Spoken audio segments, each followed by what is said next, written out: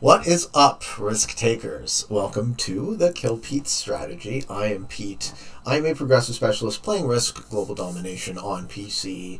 Currently ranked 25 on the global leaderboard, and today is the next episode of the Waiting on Your Best Behaviour podcast. My buddy Obiwan was very graciously offering to play and chat with me. And how are you? How are you doing today, Obiwan? I'm doing fantastic. I didn't know you were up to 25, man. Congratulations. Yeah, I've been doing it not the hard way this time, though. So I'm doing it the easy way I for a see. change. Yeah, you know how it Yep. goes. Let's lead with a game. So I usually like to ask the guests to give me some settings. What would you like to play? We can do something that I used to rank up on was World Conquest, Zombies, Fog, Manual Setup, Balanced Blitz, obviously. You're talking classic? World Conquest map. World Conquest map. Sorry, I missed that. World Conquest map, Zombies, Manual, Setup, yeah. Progressive, Yeah. Expert 60 seconds with Fog. Yes? Indeed. Oh, man. Okay. No blizzards? Yes, blizzards. No blizzards. And no alliances. Right? No alliances. Okay. That defeats the purpose of Fog. Fog. I just checking. Okay, I think Buck is going to play with us. Let's see if anyone else is around. And I'll post the code. That is some exciting settings. So you ranked up with this. Yeah, I used that for a little bit. Okay. And what era now are we talking? What? What era? How long ago? Oh,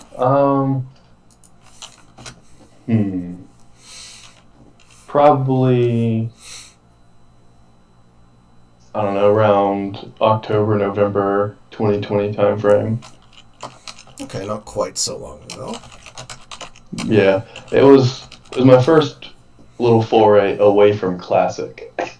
So it's not too different. Right. But I've since played several different maps now for ranking up. Okay. All right, we got a full game, so let's fire the game. So one of the things you are considered great at is zombies, yes? I'm decent at it, yeah. Decent at it. Yeah, everyone's nice and humble. I like that. You play a lot of zombies. I do, yeah. You like to track the zombies' pathing as well. Is this a thing that we can get into? Yeah, I do the zombie pathing. Okay. Because the first Oh, time you I ever posted the played... code? Okay, Yeah, I didn't see that. Oh, are you not in the game? Huh. Oh, rats. We gotta start again. Damn it. You are not in this game. I posted the code without you, and now we have to start again. Sorry, I am dumb. No, that's fine. When you said we had a full game, I'm like looking for it. And you weren't even on it. Oh my god, you missed it. Damn. That's alright. Restart. Now I'm gonna piss everyone off. Okay. Let's try that again. World Conquest, Zombies, Progressive, Manual, Fog is on. Alright. Alright, where are you? Let's make sure that you get in this game first. I can't believe I missed that! Oh, I'm so stupid. Alright, there we go. I sent the... Alright, there we go. Alright. So, we were talking about zombies. Why did you pick Aruba? Just a place you like to go? Well, I used to do Antarctica as my one, but since I bought the Pirate Pack, I like how that kind of goes together. And it's a blue flag still, like the Antarctica one was, since I play it as the blue color a lot. You wanted everything to match nicely? Yeah, it looks great. It I love does. it. It's very aesthetically pleasing. All right, let's try this one. Oh man, I feel bad for everyone who didn't get in that first game. Anyways. Oh God. That's my fault. I didn't realize you'd posted the code. We'll play a couple, so hopefully they can get in next game. Yeah. So the first time I played zombies, I didn't realize that they move predictably. I think that's. Well, I didn't confirm. Oh man, I was not paying attention again. All right. I'm terrible at this. This is a joke. Do you want to start again? No, we're good. We'll just Great. Okay. Third time's a charm. Oh my God. Well, this VC is distracting me, man. I tell you, I don't do it much. No, I don't blame you. I'm very used to this, to yak, yak, yak while I play, so let's try.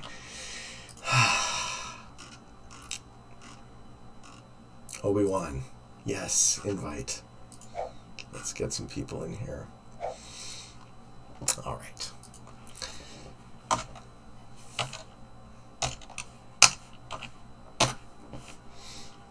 Oh, I'm getting that weird clear glitch there when you. I had that as well last time. No, come on, let me people it. There it is. Okay. Got it. All right, I'm gonna hit ready up this time. And ready up. Okay. I'm looking at nothing but the screen. Nothing but ready? I like how it wiggles. Maybe they can make it a little bit more obvious, but...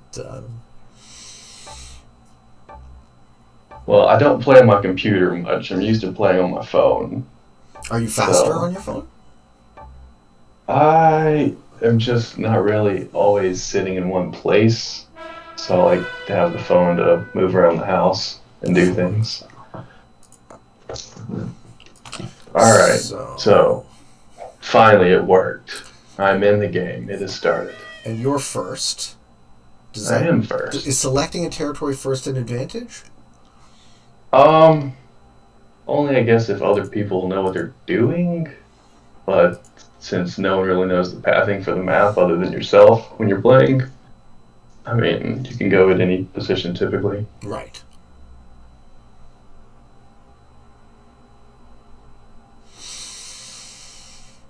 And I'm going to get to see where everyone picked because I go last. Did the zombies will spawn out of our positions, right?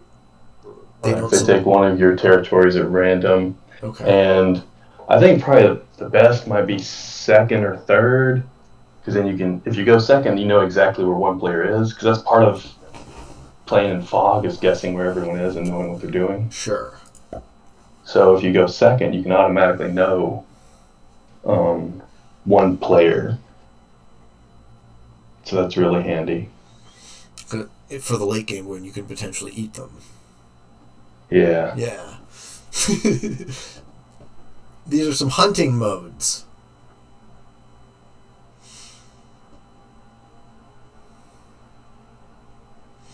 So why don't we start with a bio? What can you tell us about yourself? What can I tell you about myself? You're how old? You are an adult. I am 30 plus. Okay. Don't put an exact number on it, but 30 plus. Yeah. And I have a kid. He was born last year in October, and that was a big change for me and my wife. We've been married 7 years. And then this happens. Was it always the plan? Yeah. Yeah. You're always gonna have. Are you gonna have more? Is this it? I mean, not to wait that long was the plan, but I mean, it is what it is. There you go. Yeah, and I'm sure that's been occupying a ton of your time. It has. Yeah. It has been. And another thing about me is I am a rocket scientist. Okay. By degree, not by actual job. Not that many rocket scientist jobs out there, so I'm still doing engineering. But it's like aerospace engineer specifically? Yeah, aerospace engineering specifically, but I'm more in the automotive industry at this point in my career. Because that's where the jobs are. No wonder. Hey, no wonder you're so into numbers and probabilities and stuff. I always did wonder this, but I don't think I've ever asked you what you did. Or maybe tangentially. Yeah. It's a blessing in disguise. I took this job maybe 3 years ago, getting out of the aerospace industry. And when COVID hit, that was very much a blessing because my buddy, who still worked at my last job, he ended up getting laid off, and I kept working because the automotive industry didn't shut down. Right. And so many. But no one was flying in airplanes, so that hurt. Yeah, it's almost back now, though. I'm hoping. I'm very hopeful this is the end of the story. This doesn't keep going forever. I'm sure we don't need to dig into that one too deeply because everyone has their own opinion, but... Yeah. I'm still in a place where the gyms are closed. Can you believe that? No, I cannot believe that. It's Toronto pretty much back is the to normal biggest here. loser. Of all places, I imagine, we are one of the biggest losers. We failed to get the vaccine rollout in time, and we failed to have the restrictions actually contain it. So we lost in both ways. I can't believe it. Yeah, that's incredible. Well, if it's ending now, then I will be very relieved, I'll tell you. Yeah, so have you always loved numbers then? You have some sort of aptitude for it, or do you like it? Or both? Yeah, I really enjoy numbers a lot. I was on like the math team in high school. Like would you do math problems for fun? Yeah, that's what math team is. Okay. Really complex math problems that you wouldn't see on any normal test. So there's no like, oh, you just use this formula to find the answer. You got to like think outside of the box to come up with the answer, especially in time. So a lot of times it's like recognizing patterns, really a lot of what the math team is. Okay. And that's really applicable to life. There's patterns everywhere to notice and kind of exploit, especially in this game. So patterns of behaviors of your opponents, of the zombies. That was how I noticed that it wasn't random. And because when you first play it, it appears random because it's attacking all over the board, and you're like, it's not just taking one stack and running it through, it's just everywhere. And so I like wrote down like where they were attacking and what they were doing, and then I realized it wasn't random. Like on your own? Yeah. Okay. You were able to pattern recognize that the motion wasn't random.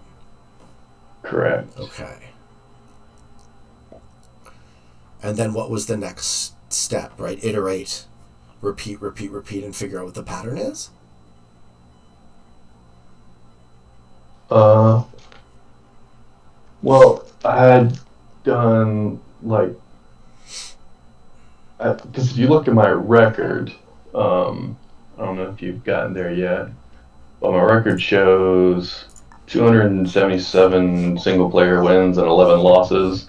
A lot of those were just playing zombies, and not like seriously, but just like playing a zombie game, recording what they were doing, and then sometimes I'd accidentally lose because I wasn't playing to win, I was playing to watch what the zombies were doing. Mm-hmm. So it seems like you approach this game from a bit of a fundamentally different way than I do. It seems like I would describe you as if you have a strength with numbers. I don't really. So I like the patterns. Right. I like to think of it very abstractly, but my strengths are much more like language. So I'm thinking about the person at the other end, right? I'm trying to play the player. I'm trying to get in their head, and there's definitely a lot of that as well. Totally. It's just and that's one thing about manual setup in zombies is you can know what the zombies are going to do. I even did some like heat mapping, not for this map, but for a different map to see what territories zombies liked to pick from like the initial setup. Because everyone's saying it's random. Like, okay, well then I should see that. I should see roughly equal distribution of the zombies pick Alaska over Indonesia over Peru or something, it should all be roughly the same amount of times picked. Mm-hmm. And that was not the case. Are you recording this in Excel? I used Google Sheets, but yeah, basically Excel. Yeah. But you're not like actually recording video all the time, or are you? No, not video. Okay. No. That'd be way too much. I just to write it down. This is what they did. I have a bunch of paper where I just wrote down a whole bunch of just looks like garbage, but it's meaningful to me. All right. So now I'm in the troop stage. How many of these territories do I want to invest in? Like 3, right? Would 3 be a good safe number? You're not going to tell me, of course, but...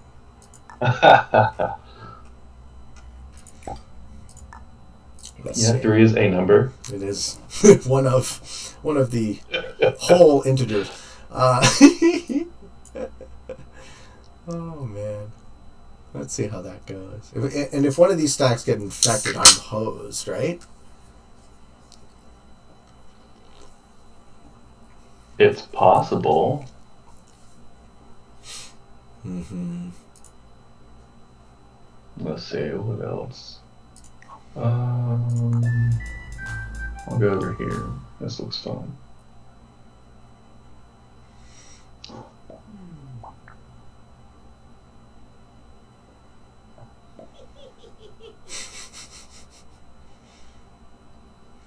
I don't know if I've ever played Buck with zombies, so...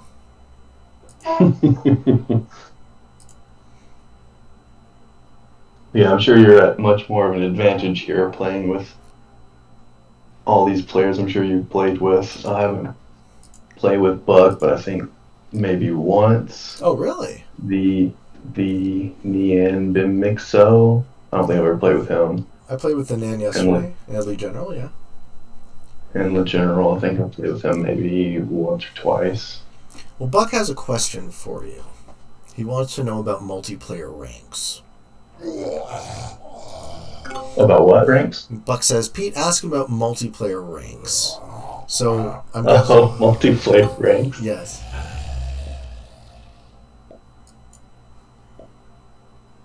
Alright, which territory did I lose? Oh no. You lost a good one.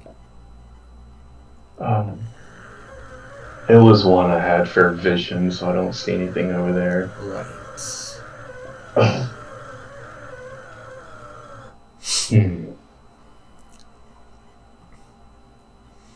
feel like I did okay in that regard.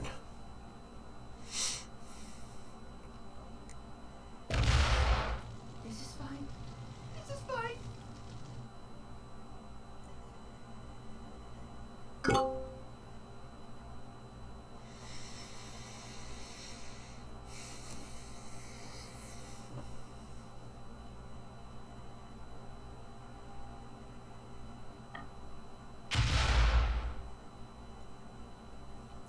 Yes, what can you tell us about multiplayer ranks? What is he getting at with that? Posted a video about multiplayer ranks, and I told him that he was wrong. Okay. So he was close in the sense of it uses ELO, so that hasn't changed. He was saying that they share always 160,000 rank points, which is only true for 1v1. It changes by the number of players that you have. So So this is an important part of the game as well. Seeing where the zombies go.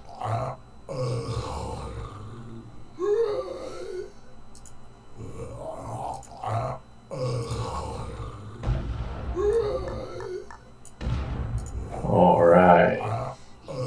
Nice. I love it. I'm happy for you. Let's do this turn here. So it would be easy playing these settings against a public field because most people, don't really know how to work around the zombies. It's probably harder playing against good opponents, right? Oh, for sure. Yeah. For sure. Yeah.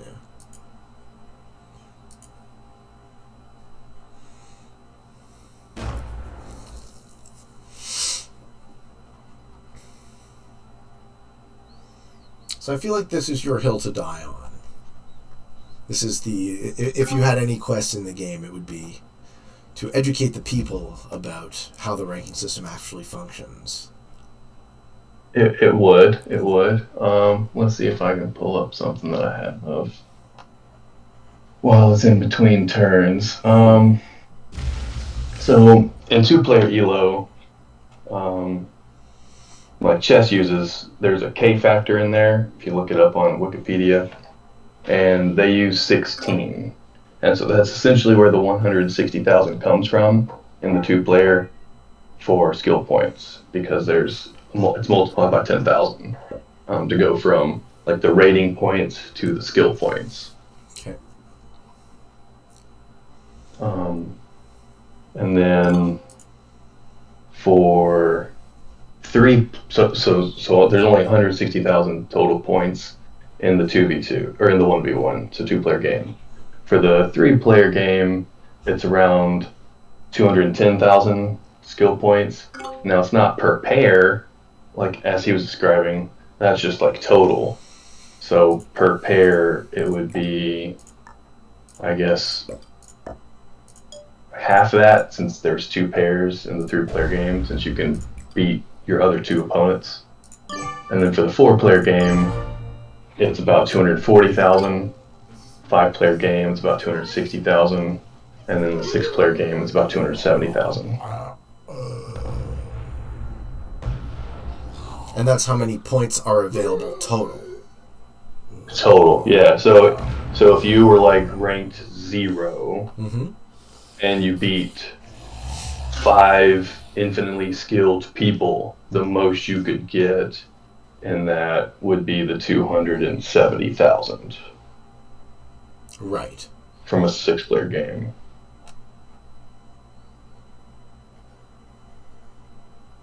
But that's not a real scenario. So what is the actual, like, if you're a novice and you are able to beat 5 grandmasters or 5 top 10 grandmasters, would it be approximately that?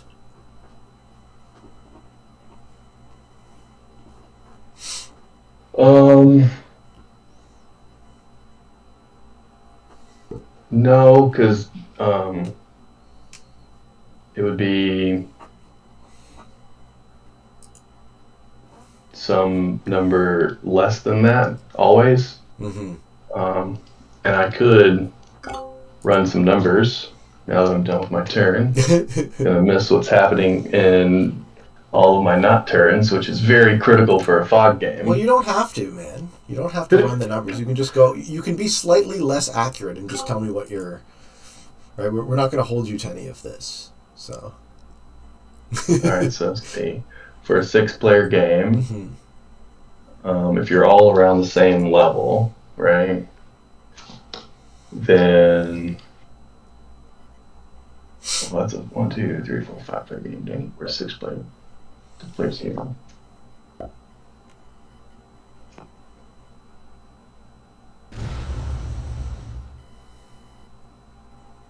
All right.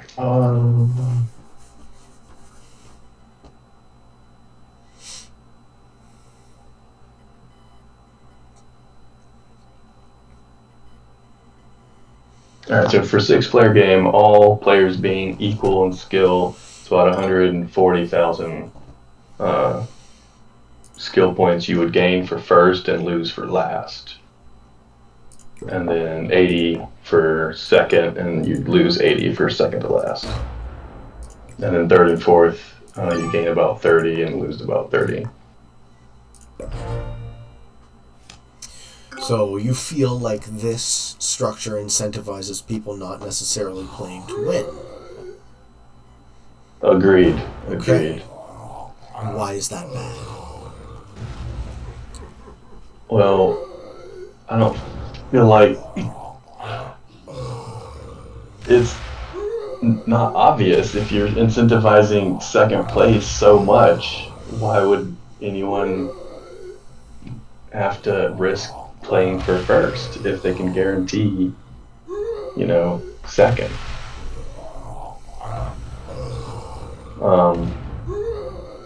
But the thing that I'm the most passionate about, I guess, in regards to that, is losing that many skill points for last, when being last can be out of your control. Which is why the ranking system seems to incentivize and reward people not playing multiplayer. Which, as we've seen to be true, right? It's much, much easier to rank up using 1v1s than it is to play, like, quote, traditional game of Risk with a bunch of opponents. Yeah, so, like, if you're... Because in multiplayer, you've got 5 other people in a 6-player game that can attack you. Mm-hmm. And so you can get last for no fault of your own and lose so many points. Mm-hmm. And in 1v1, you don't have that. It's just mano a mano. You winning or losing is purely, your own doing. Sure, the dice and cards can play a factor, but that's always the case. That's regardless. So that's really not an issue because it's always there. But the whole, I wouldn't say necessarily teaming, but collaborative play can really bite you. Yeah, don't I know it, man. I was able to get my multiplayer account up to rank 29 before what I see now as just sort of the inevitable structure of it kicked back in. Like, I lose some percentage of my games to exactly what you said, through no fault of my own, and you lose enough of them when you're that high up on the leaderboard to just never be able to really go much past that threshold. So if I'm interested in getting any higher rank-wise, I had to figure out a different way to do it.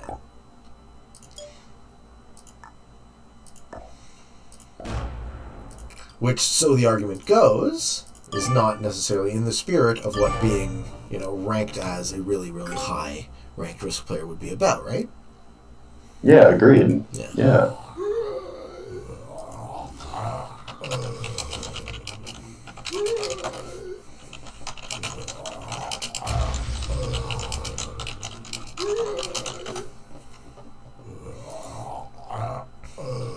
So how are you feeling about this game? Well, I haven't been paying much attention. am I distracting you too much? Yeah, we're having lots of fun chatting. It's harder than it looks, eh?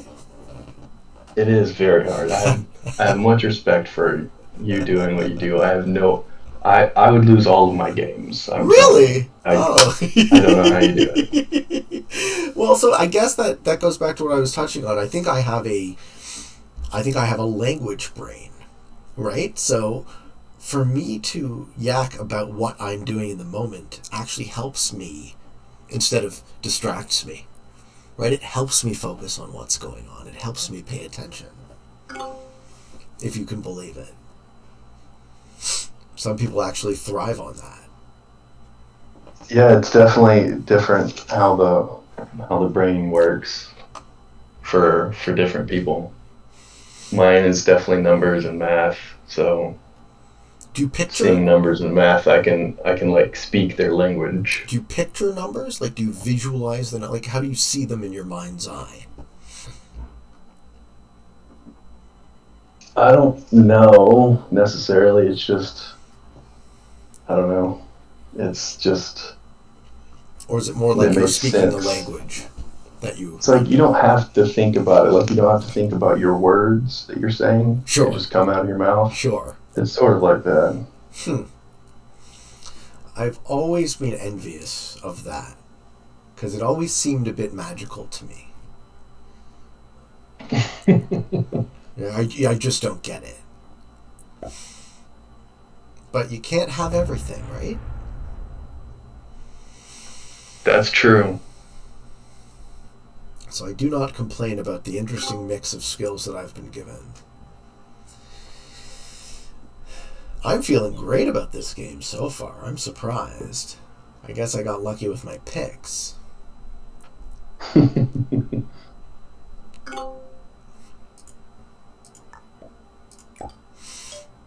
And I also like being last. I like getting that big match a lot. Yeah, that is really good. I really wanted to skip a card, but ultimately decided against it. It's like my positioning. Yeah. Also, the zombies don't trade, so that actually slightly reduces the speed at which the matches get big. It does. Yeah, it does slow it down since one of the players is not gaining cards. I can already tell. It also really sucks when the zombies kill a player and eat their cards. And I'm like, no, I wanted those cards. Yeah. Does that happen a lot? I mean, it happens when noobs are being stupid. They just are stupid, you know? You say stupid, I say don't know, but that might be splitting hairs. Well, you kind of have to concentrate your forces with zombies, right? And if you don't know that right away, you might play it sort of traditional and try and capture territory, which is just a disaster. The zombies get in anywhere. They get in everywhere. So it's better to just hold it in stacks and only make your kills. Right? Is this all correct? That's how I see it. Yeah, for sure. Yeah. Well, we have a zombie server now. And anybody listening to the show, if you want to reach out to me, there's a dedicated zombie server, and we're just starting up this week a zombies tournament. So reach out to me if you want the invite to that server. But I'm very happy to promote it because I like seeing all the directions that we can take this game, and I love competing. You didn't play in the last free for all tournament, eh? I did not. Didn't have those settings settings games in you? did not pique my interest one bit. Fair enough. What is it about I did caps? like the last settings where it was mostly progressive. I like that. It just didn't make any sense that the finals then were. Oof. Nice. Wow. Yeah, it didn't make sense that the finals were fixed. We're fixed? Yeah. It's like, oh, okay, you're one of the top progressive players. Here, play a fixed game to see who's the best. It's like, okay, sure. I had an alright time. I had an alright time in that game, but it did feel a lot of luck, too.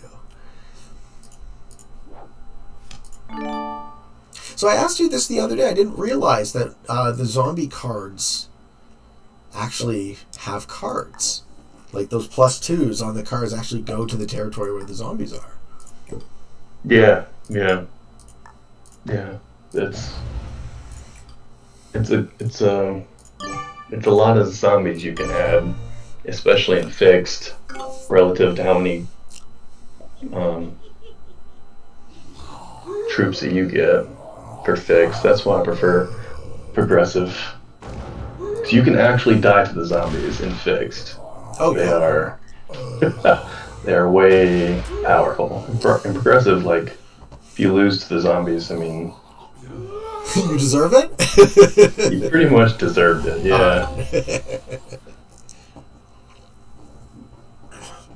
I played the Atlantis settings, the turn one or the round one tournament settings yesterday, the fixed game, Okay. and I haven't got there yet. no, you got a couple days. And the game went an hour and 45 minutes. I did it on stream. The game went an hour and 45 minutes. And I have people joining the stream, saying, "Hey Pete, can we play? Hey Pete, can we play?" And I was like, "Yeah, obviously I'm going to stream for a while." And then I didn't realize this game was going to take so long. So we're an hour 45 minutes in. Really? Yeah. We're hour 45 minutes in, and one of my 65 stacks gets infected. And at this point, it's me and 2 players left alive, and I'm just like, this is over. I'm committing suicide. I'm going to kill a bot. I'm going to kill the zombies, and you guys can finish. Whoever wins, wins. Because I just wanted to play games with other people, but I still could have won that game. It was just like, I didn't realize it was going to be so long. And then my question is, what did I do wrong? Or is that the way it is? Is it actually going to go multiple hours? I hope not. Yeah. Well, you know Atlantis, right? Have you played Atlantis at all? Do you like the map? I have not. You've never played the map? Really. Oh, man. I love it. I think it's such a cool map. But It is interesting with the rings. Yes. Like, I like that there's ways to get around. That's very helpful. So it should be good to make the kills, I would think. yeah, well, what I like about it is it can be, depending on the blizzards, it can be very compartmentalized. Also, depending on I forgot about the blizzards. The blizzards can screw everything up. Oh, That's why I don't play with blizzards, especially for zombies. Right, because it would affect their pathing that you've worked so hard to predict.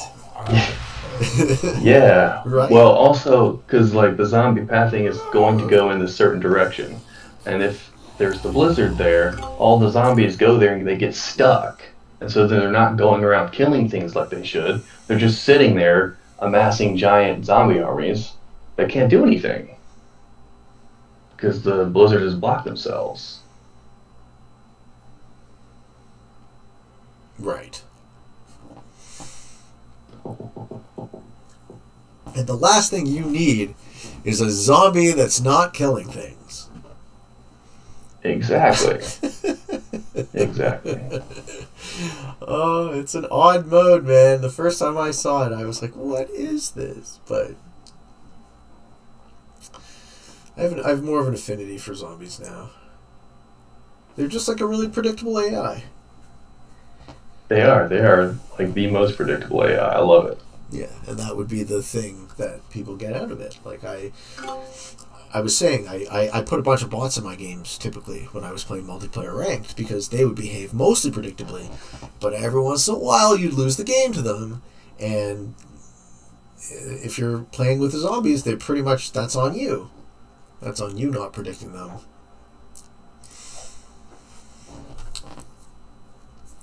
I wonder what Buck is going to surprise us with. That was a lot of troops he just got. Yeah, I'm pretty sure. I'd be watching now. Well, I am watching it, but I also am happy that no one can see me. So maybe I shouldn't give you too much information, but there we are. Can you see me if I do this? Well, I know I can't see you. Oh, you can. I can see you. You are still there. Good to know. Like, I'm glad that you can't see me either. Yeah, and there we are. Yeah, but you got cards now, so I'm not. So okay, how do you know when the time is right to make your kills? Like, what is the metric that determines whether or not your gut tells you, now is the time to try and kill a player?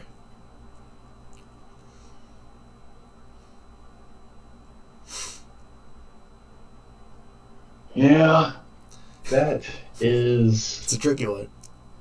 Very tricky.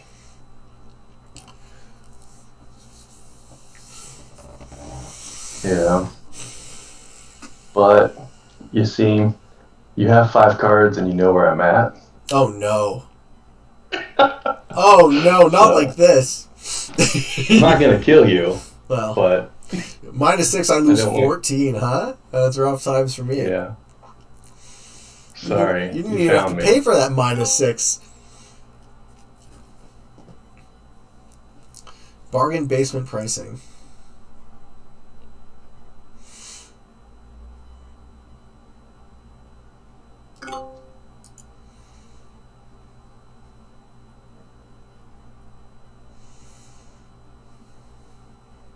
Okay, so how would you redo the ranking system? What rank are you, by the way, or do you even care?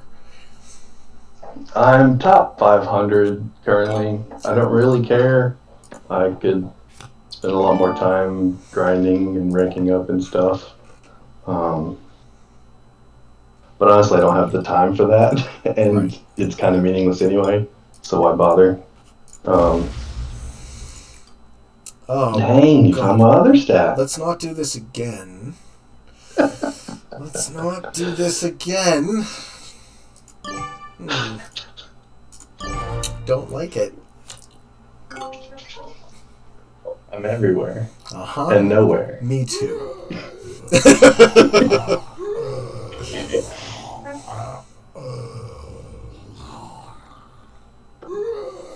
Do you find that playing like this helps your ability at like regular fog games as well? Are you good at prediction? Uh, Regular fog is different without the zombies because there's an extra trick for knowing where players are. So that I enjoy that. Makes I don't know. To me, it makes it easier. But what I really want to do is go. What they call it, going for a walk. Yeah. I need to know where some players are. I wish you luck.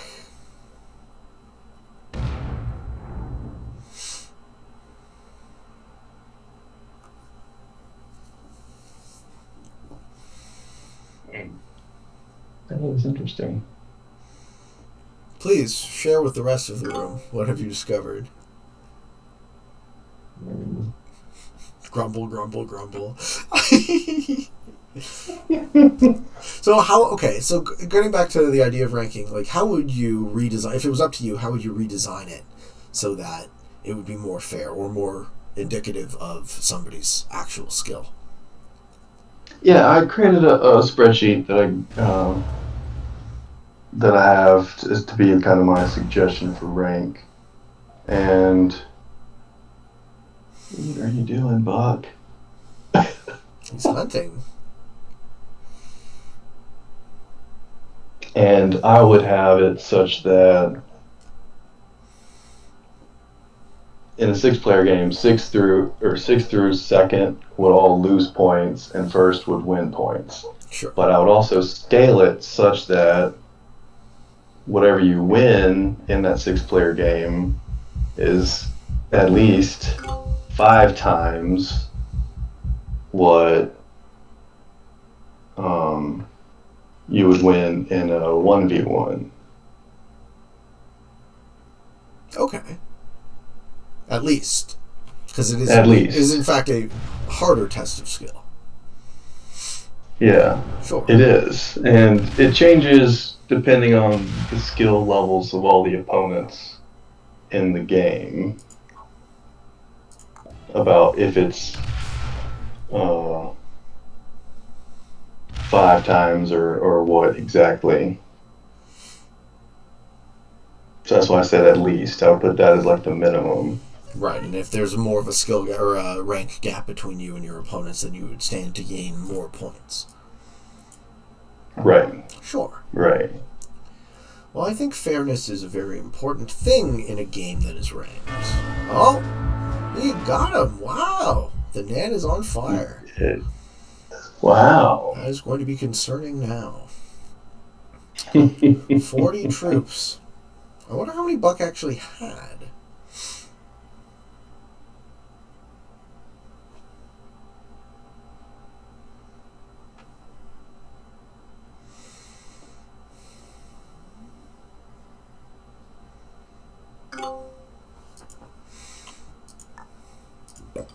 He is killing it. Mm-hmm.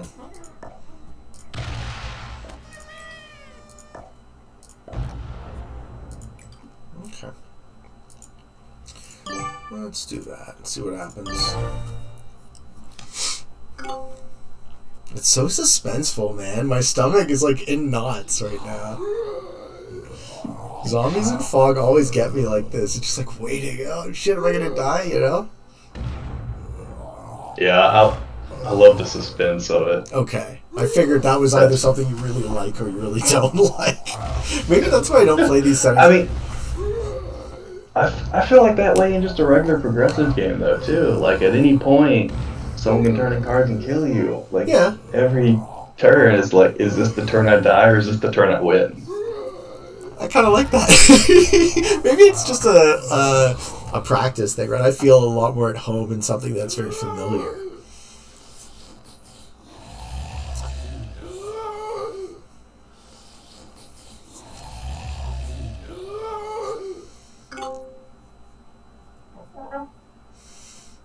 Now let's see you get that match on 4. Yeah, because if I don't, I'm dead, right? Because if you don't, you might be in trouble. But I also might be in trouble, so...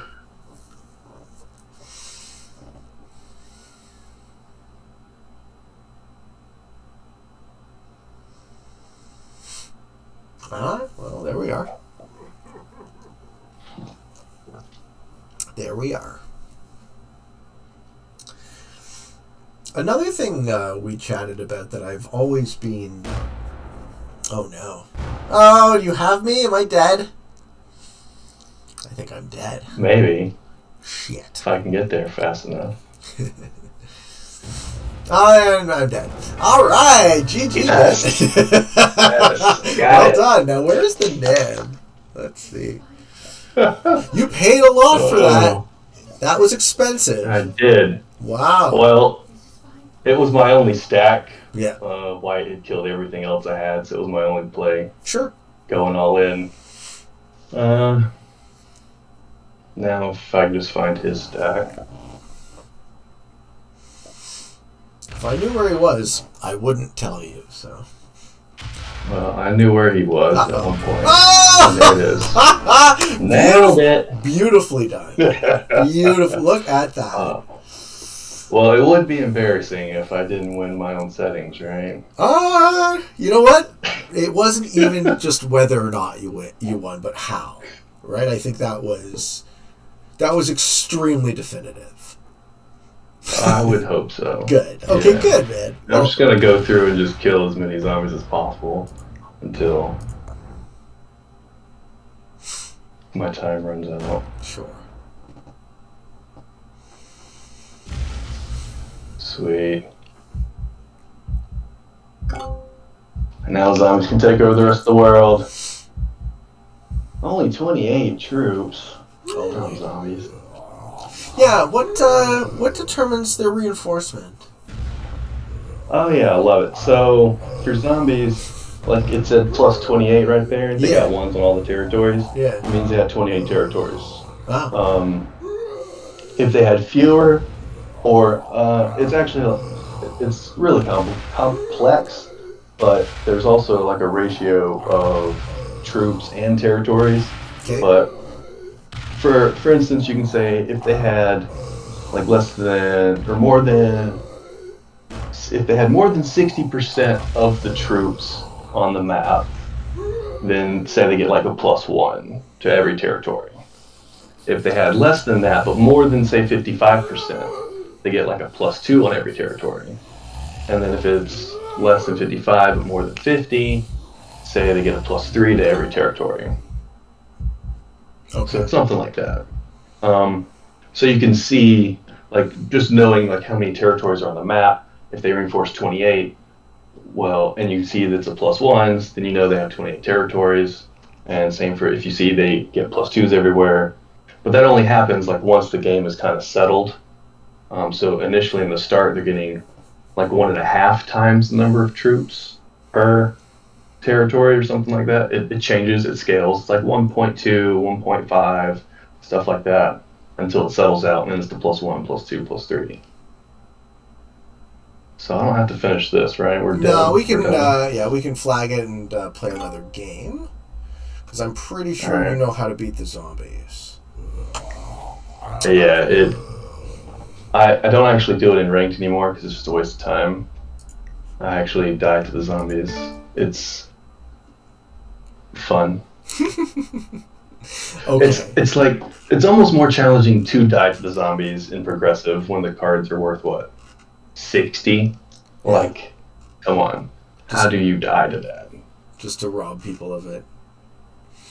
What do you want to do next? What do you like, man? I want to play your kind of Risk, so. Well, that was my kind of risk there. All right. I loved it. I hope you enjoyed it as well. I definitely learned a thing or two about that. I can see how you would be very successful in a public lobby with that if you know what you're doing. I mean, I was very successful in all Grandmaster. Well, I don't know about all of them. I didn't check all of them, but I'm pretty sure, yeah. I know the majority of them. Pretty sure that was an all Grandmasters game. Yeah, point me in the right direction. Give me a map. Well, we can throw some maps out there that I am not. I do not have mapped. Okay. That way, it's more of a level playing field. I really wanted to try Earth 2209 I love that map. as zombies, and I have never done it. I love it. Okay, Earth 2209 with zombies and fog. And manual? Are we going to select? And manual. Okay. I always do manual Same for my settings. ranked games. Alright, same settings. So here we go. I will post the code, but I'll invite you first. That's how we do it. So from that last game, I selected territories that I know the zombies are just going to run right by, and that's where I put my troops. Okay. And then once they start reinforcing like 2 per territory, that's when you kind of start consolidating, because initially your armies are really small, and in a public lobby, like noobs will just slam into your 5 stack for no reason, just because they think, oh, you're in my continent, I'm trying to take this continent. Yes. So it's actually, I don't know, easier in Grandmasters because they're not stupid. Right. They don't do stupid stuff like that. They're like, oh, if I kill this 5, well, then I've hurt myself, and now the zombies are going to kill me. And public lobbies, those players don't really think of that. I don't know if they really understand zombies, if that's what it is, or I'm sure that's part of it. So you have to be more careful, I think, in the public lobbies with how you deploy your troops. So at first when I was doing the zombies manual, I lost like 5 games in a row, and it was on ranked, and I was like, oh no, and I lost like a whole lot of points. And You learn the hard way. because the one thing I wasn't considering is how the other players would play. So like I understood the zombies, I was doing everything to avoid the zombies and whatnot. Yeah, Ready up. and then the other humans would kill me with their unpredictable play. Sure. So I had to come up with a strategy to account for that. Say, okay, this is players' tendencies that I have to be aware of, and so I had to base my strategy on both of those things. And for you, I guess you would just like understand the people. Me, I don't have that understanding of people. Okay. I have to see how the people play, and then to me that's like a data point in my log of this is how people play if they're this ranked and whatever. It's like all this data as a data point, and then I play some more. It's like, okay, well they did this thing here and this thing there, and so it's not like I'm understanding the people. I'm just having like a scatter plot of this is kind of an acceptable range. Not acceptable, an expected range of opponent behavior based on skill level.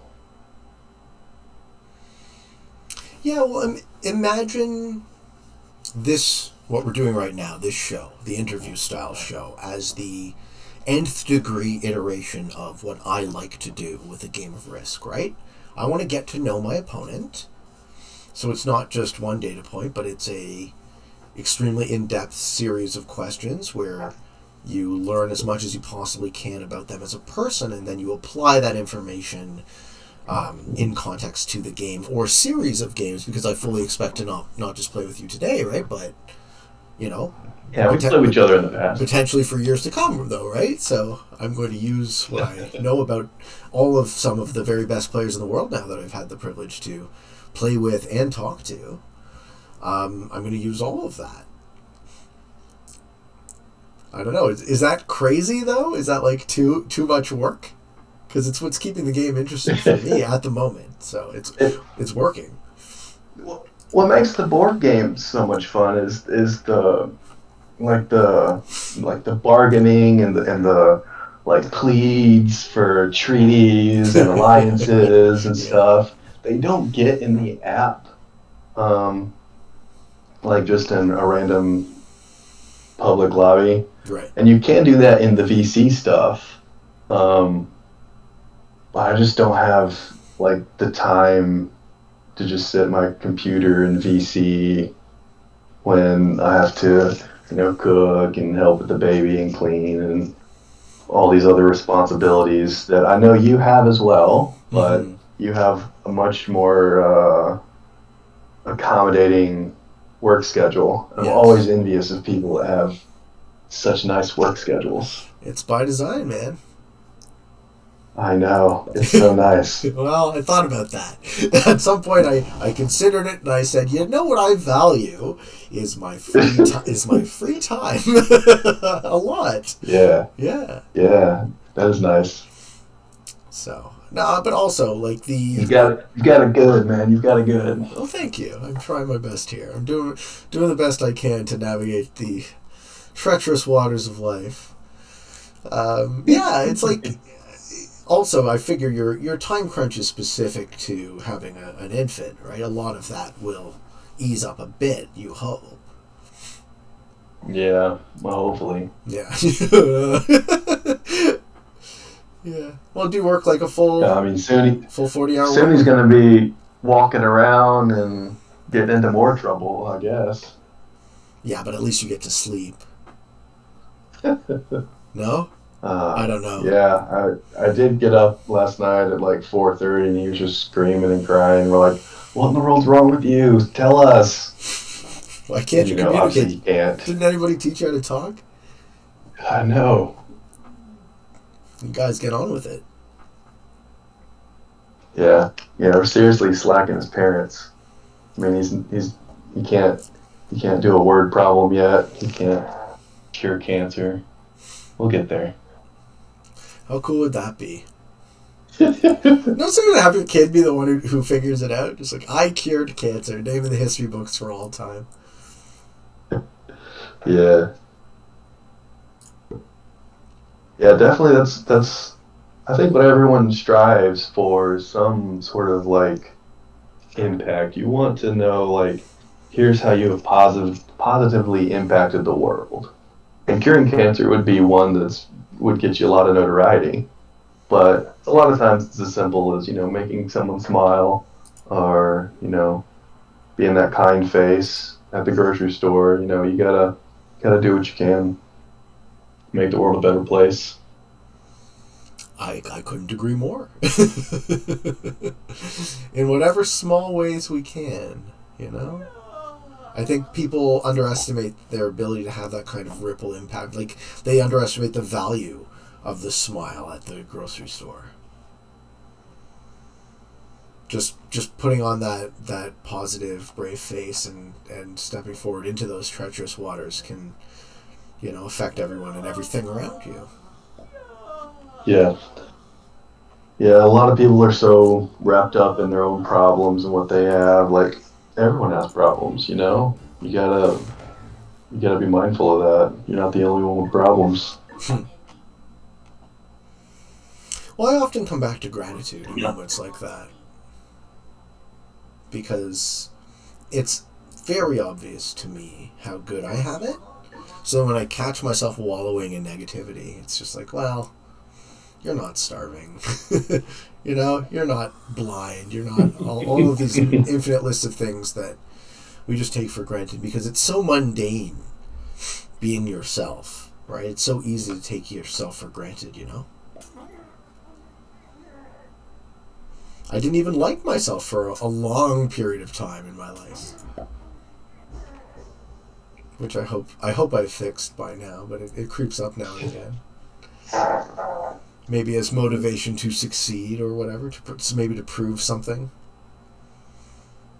Yeah, I've never had a problem with like loving myself. I have had a problem with like when I was a kid struggling with does anyone care like if I even existed? Okay. Like because I was such a loner as a kid. Like I didn't really have anybody. Was that on purpose? I mean, self-inflicted maybe, Yeah. but not intentional. Like you didn't plan on it, but it's how it ended up happening. And then you didn't do anything to fix it. So from a kid, once I realized that, you know, I've been a little bit, I've had to be a little bit more intentional about making friends. Because humans are social creatures, even if me personally, I'm not on the high end of the social scale. I do have friends. I'm sure. It's just like one of my best friends from college I haven't talked to in like 6 months, you know, but it's like we're still friends. Mm-hmm. You know that person is available to you whenever you need them. Yeah, and he knows, you know, likewise, if he needs something, I'm always there for him. It's actually a funny thing. Like I have discovered that making friends has become much more intentional as I've become an adult. Like when you're a kid, your friends are simply geographic, right? Is this person near to me? Can I stand them? Okay, cool, you're my friend. And then I've like stayed friends with some guys from elementary school. So now we're having like 30 plus year long friendships. And you watch these people get super weird and wonderful and interesting, right? People get more complex, and it's my favorite to meet up with my really, really old lifelong friends and see all the ways in which they've changed. It's actually one of my very favorite things. I love these people. And also now, having found this Discord space, right? Like, I guess many of us can't meet in person, but you play games with people, you have fun, you're creating memories, right? You're creating a bond, and I like it a lot. I'm getting so much out of not only making friends with all you guys, but with some really talented and interesting people, man. It's super cool for me. I'm sure you can imagine.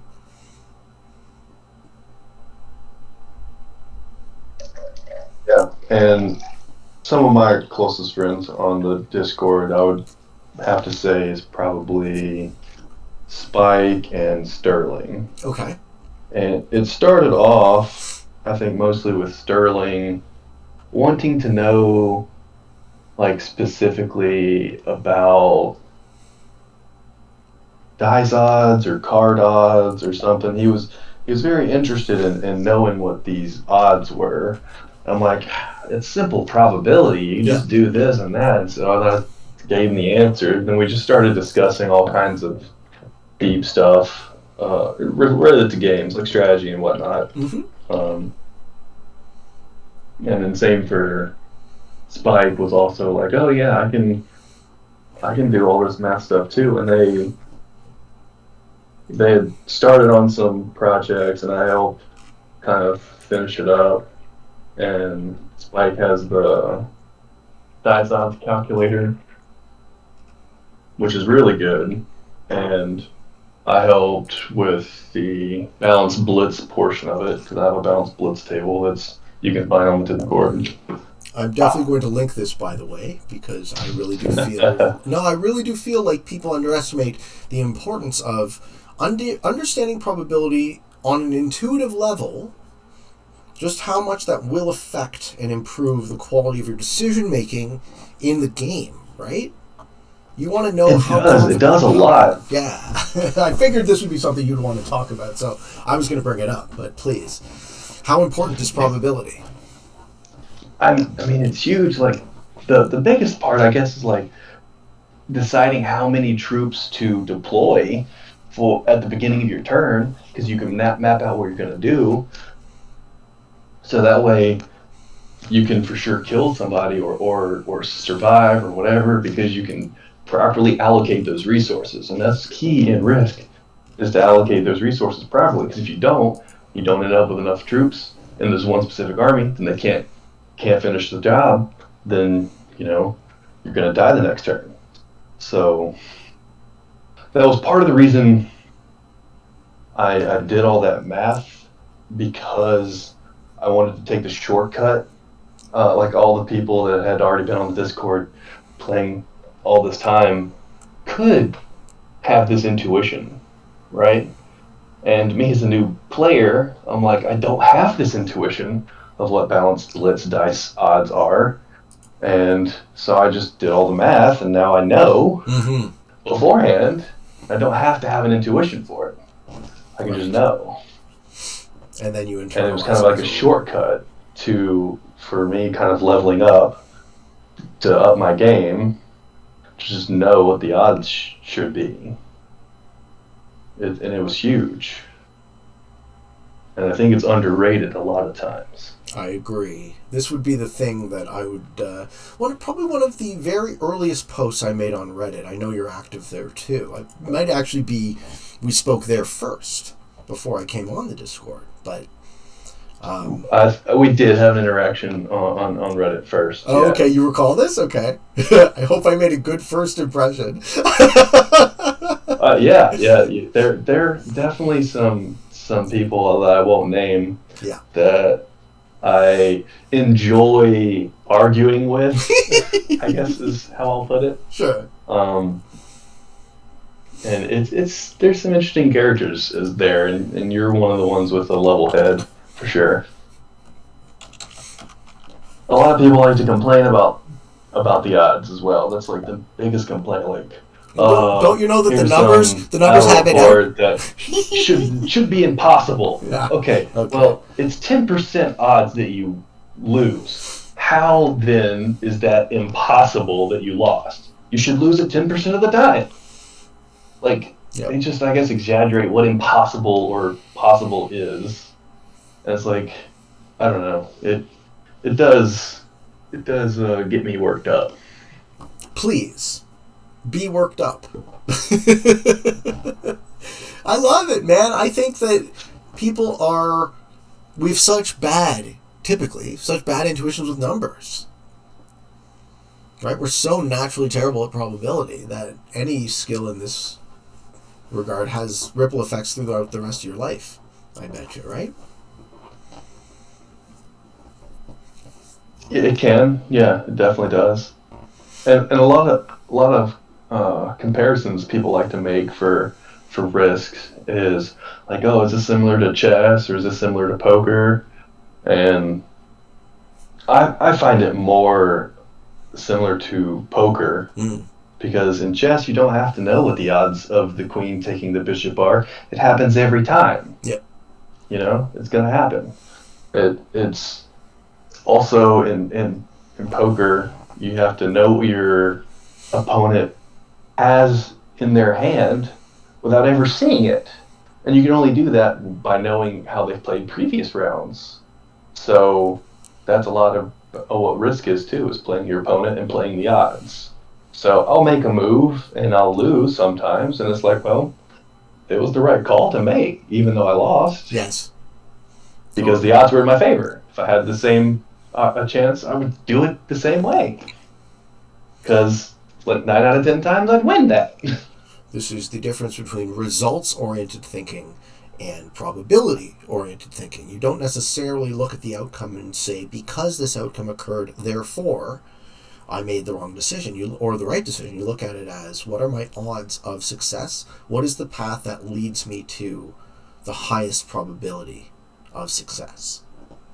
It's just a slightly different reframe. I'm not speaking necessarily to you now. I'm speaking more to the audience. Mm-hmm. Yeah. Yeah. But also, some people just want to complain, so I can't help them. If you're coming to me for strategy, I'm down. If you're coming to me for comfort, you might be reaching out to the wrong guy.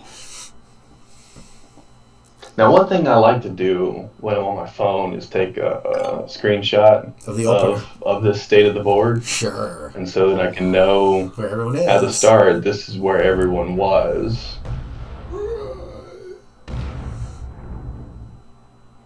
I And tried. so something I tried I that don't know if once you're in noticing right now, Yes. but the zombies are attacking a territory adjacent to it that it has at least two times or more Yeah. than the territory it's attacking. That's one of like the golden rule in zombies. It's hard to prove, but it would be very easy to disprove if it ever attacked something that violated that. Then you say, okay, this rule is false, But it's hard to prove that it always attacks that because it just does. Mm-hmm. So I guess it's more, like a theorem, and there are theorems that we take kind of as fact to this day, in science and stuff. So it's, I guess the zombie theorem is it attacks if it has twice as much. Now, if you look at the battle report and the battle log, it won't look like twice as much because the battle log leaves out the troop that stays behind. Ah. You So can a see lot through of- the fog if you look at the battle log. What about the battle log in fog? You can see who owns what. It tells you. Right? Only the territories that you can see. Ah, okay, got it. Yeah.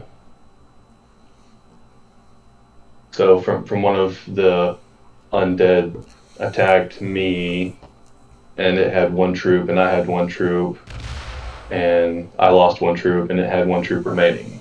So that looks like it violated it, but really it had two attacking my one. Mm-hmm.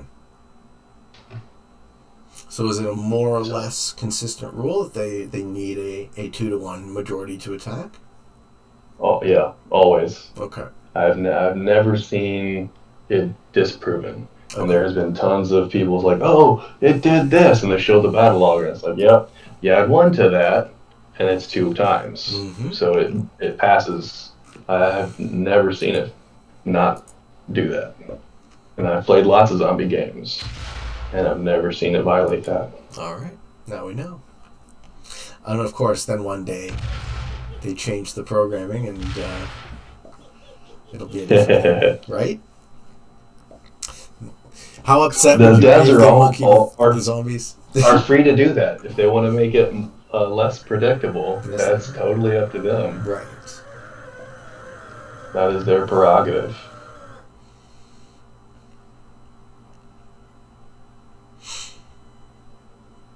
Would you be upset if that occurred? Or you just notice it right away and adapt? Yeah, I would spend my time after that update figuring it out, like I do most updates. When they updated the balanced Blitz table, I spent a while figuring out what the new balanced Blitz odds were. Mm-hmm. I remember asking you when they did that. And then you gave me the new table pretty quickly. How do you feel about the way the Blitz odds are now? Because what is it? It cuts out the top 15 and the low 15 ends of the distribution? It does. I'm a fan of the update if it were only capitals Okay. that were affected. Say more. So, capitals have a wide range of possibilities. Whereas normal battles are much tighter. They can still have a wide range, but it's just not as wide as capitals. So for that reason, I like the old balanced blitz for like a normal battle, and then capitals having that I called it like super balanced blitz, so it cut out a little bit more variety, because that's where most people have complaints, is with capitals, because of that super wide variation. Mm-hmm.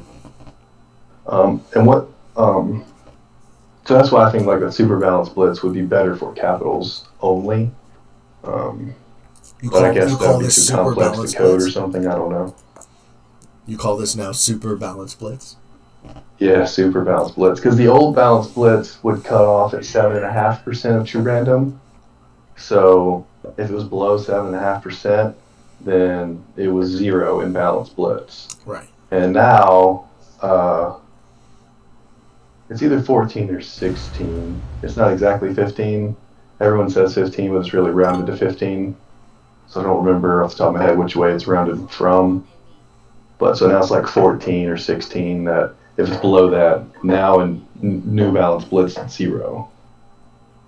So it cuts off a significant portion of possibilities. Because it's a pretty significant standard deviation that's missing. Sorry, I actually don't know what this term means. What is the definition of standard deviation? It's like a statistics term. Yeah. So for a given population, you have expected sort of outcomes, and one standard deviation is like 67% of all expected, or of all outcomes. So if you're within one standard deviation, you would be within the 67% of those results. Okay. And it's two standard deviations is like 90, and then it goes more and more. So it's statistically significant, is how I guess you would say. That is a useful way of putting it. Make an attack. Did you not make an attack? Oh, no, I was Chen. Sorry, man. Sorry, dude. Goodness. You got that content, though. That'll make up for an early card, I figure. Maybe. Maybe you don't anymore? We'll see. Yeah. Well, what did you get? Plus 11? Yeah, that's pretty good. You can see that, right? Yeah. I can see that in the battle log. Yeah, battle log is so useful. Well, I also saw you taking Southern Africa because I was there. You were. Yes. You were there. So. You can also still see me there.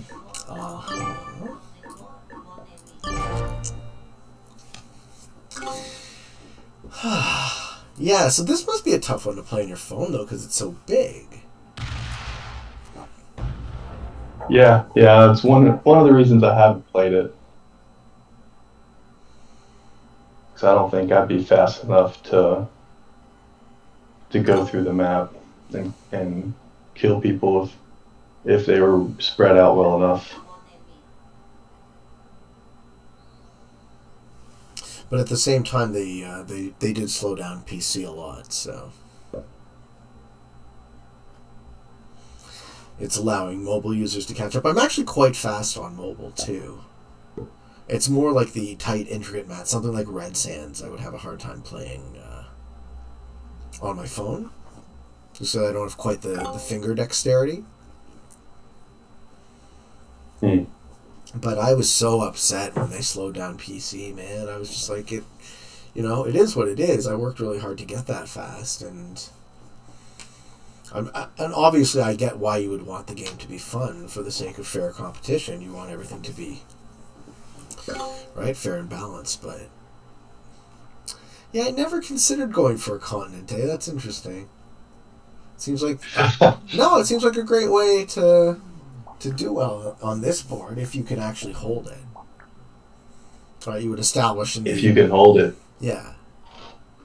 You would you establish. got to be able to hold it. Yeah, I know, man. Well, 2 turns now.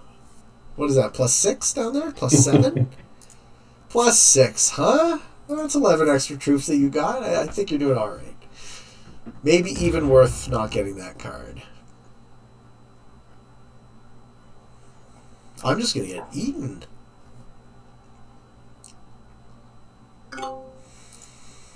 So the zombies are taking this map over way too slowly. Yeah. They've got to do something here. Maybe next turn.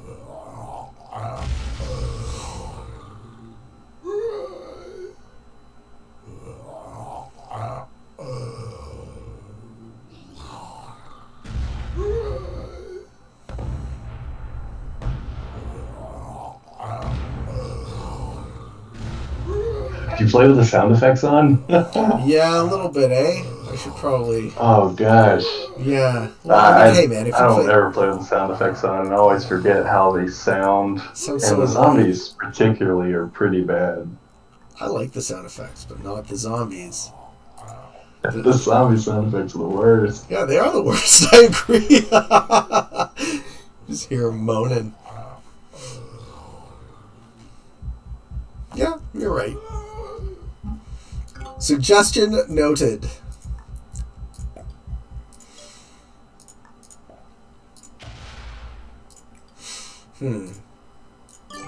Yeah, I am not winning this game.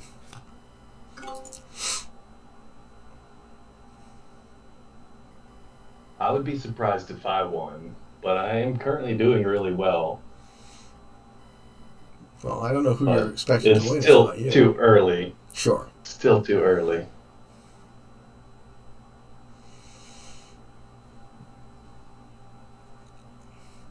What other changes do you think we could make to improve the game?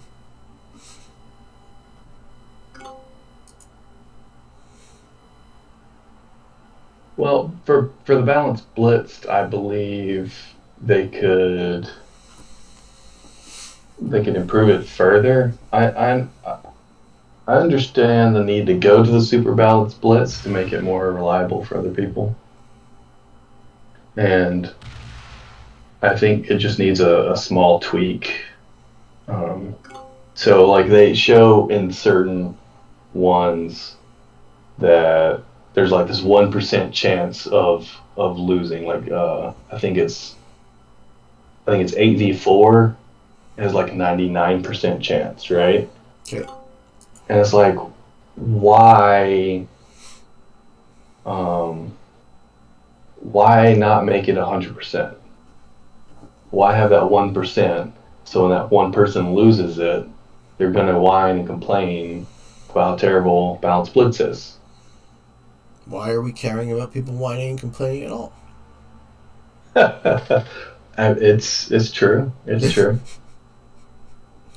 Doesn't seem like the right way to fix anything. Is if you listen to people complain, you'll end up with the lowest common denominator solution.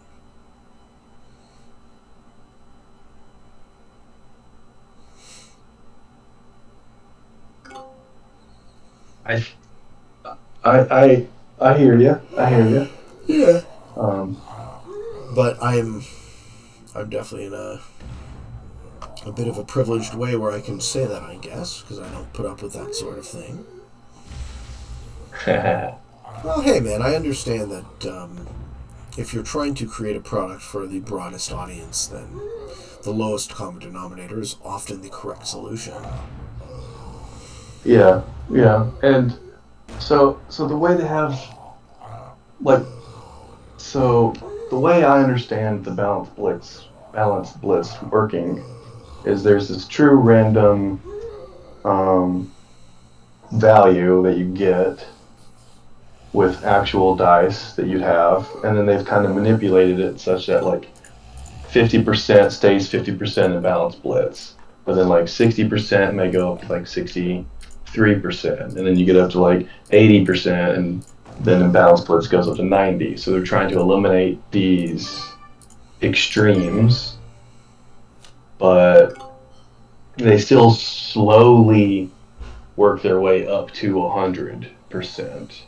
Right. Instead of, at some point, once you get to, like, say, 95% imbalanced blitz, then beyond that, just straight up 100. Like, to me, that would be eliminating more of the outliers. Because now, so instead of the outliers of to random, they've now created new outliers in balanced blitz.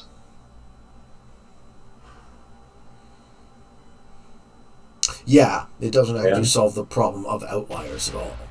It doesn't. It's just changed which ones are the outliers. Yes. They're still outliers. Yes. So that's why I think it could still be tweaked to be improved.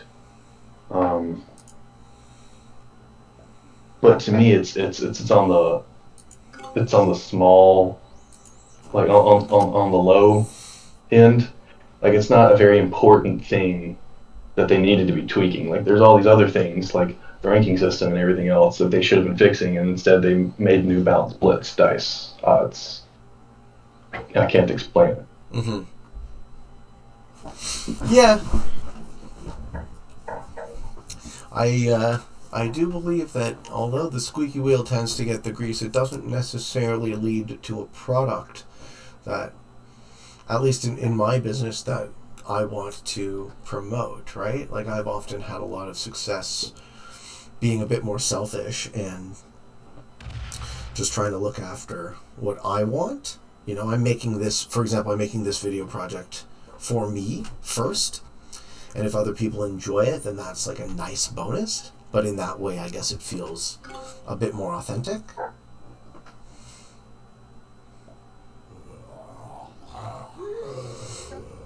I am concerned about this fortress you have, though. That would be the least of my concerns. Yeah? What should my concerns be? It would be my outposts. Oh, okay. Because you know where my fortress is. Right.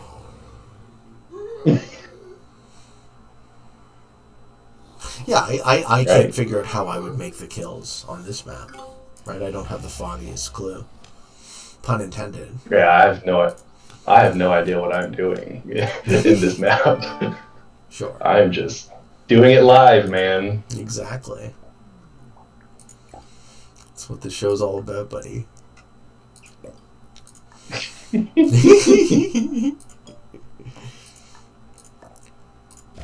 I thought about doing this on stream, but then I figured the distractions you would have from people chiming in would take away from the conversation. So while we are shooting this live, I don't air it right away. Just in case maybe you're not totally happy or you said something that you don't want public and I'll edit it out or something like that. But I haven't had to edit anything yet, really. Except for when in Cherry Show we had a power outage, so I had to splice the two files. Yeah, it didn't render the video file properly, so I had to get some special software to help finish that file and then edit the two pieces together. That was the only edit. I was really bummed. I thought I lost 2 hours of that show, and that would have been a crying shame, you know?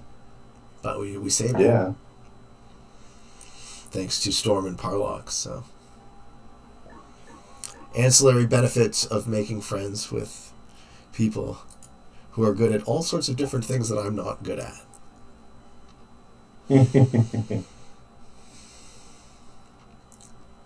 Yeah, I don't know what to do. I don't know what to do in this situation.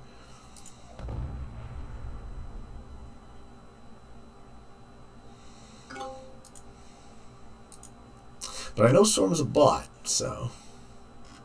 Oh, Storm bought it out. I said she had to go fight in a tournament.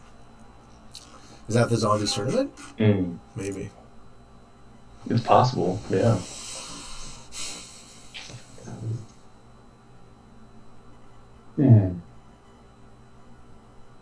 So what's your favorite map?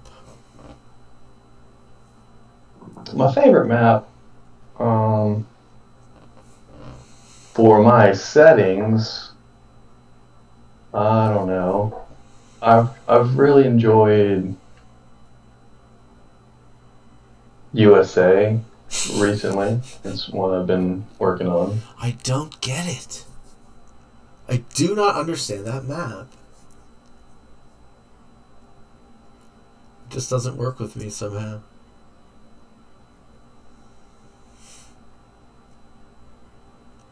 So, like, there was a USA Zombies game this tournament, yeah? You saw those settings? Yeah, that's what got me interested Okay, in that one. nice. When I saw that, that's what it was a tournament round that is what made me interested in zombies to begin with. Oh, cool. There was I think it was 2020 Q3. Round 1 was Turkey. And I noticed, because I played one of the practice rounds, I got second, and I had no idea what I was doing. It was like the second time I'd ever played zombies. I was like, oh my god, this is madness. And when I realized that, like, all the people who did well in that round were all just really good, strong players. So it got me wondering, like, what about zombies makes it more consistent for good players to win?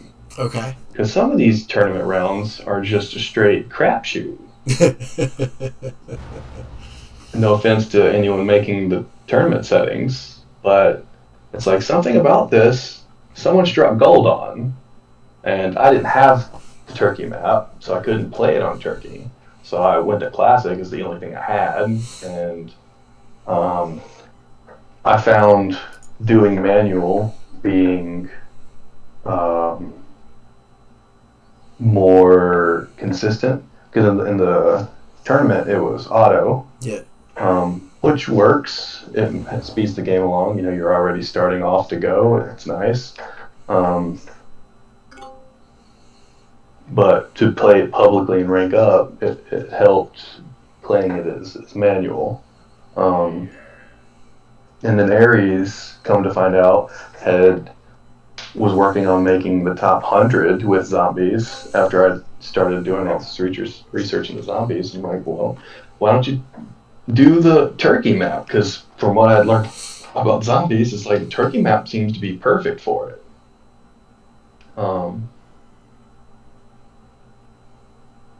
Yeah. Looks So- like.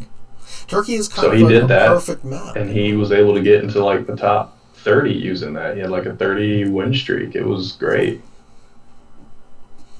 Well, I mean, that, and on top of Ares also being very talented. He's also Well, yeah, quite he's good. Yeah. very talented. Yeah, so it has to be mentioned, right? It's not just the mode. Yeah. Yeah. Ares is also one of the best players I've ever seen. He's great. Yeah. I love it. So I was happy to have pointed him in the right direction there. 'Cause he was running, I think, Vegas at the time. Sure. And Vegas is also a really good map, but it still has like really holdable continents. And I think that's part of what makes zombies really good, is the players that then try to go for continents, they just get eaten alive, which I'm clearly doing in this map. So maybe this map isn't good for zombies. Sure.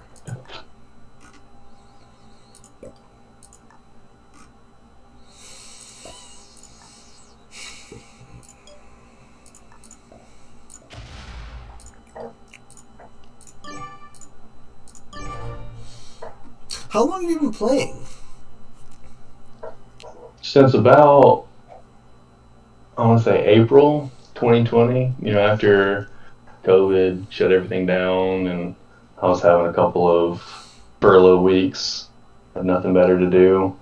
And I'd found the Risk Forever YouTube channel and was like, oh my gosh, there's an app for Risk? I loved Risk as a kid, Right. you know? So it was So- Champ's work first, and then you got on the app? Yeah. And I started about the same Discovered time, but I definitely YouTube didn't get first. involved. I only kind of dipped my toe in the water on Reddit for a while, and then it was actually a post that Sterling made that got me on the Discord on the Q1 tournament this year. And from then on, it was just like, now I am spending more time than I have on this. But it seems to be working so far. It seems to be paying me off in interesting ways. So I'm going to keep going.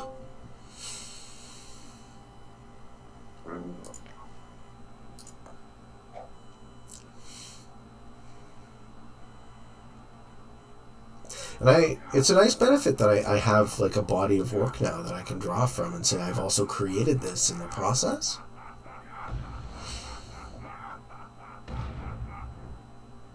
Man, no one can kill Storm. She keeps turning in her cards. Yeah. Useless bot. Maybe it's one that just works nicely at defending itself. That's the other thing I noticed. Like, bots like always have a set at 3. I don't know how they do, but they always do. It's actually annoying. It doesn't appear at the right frequency.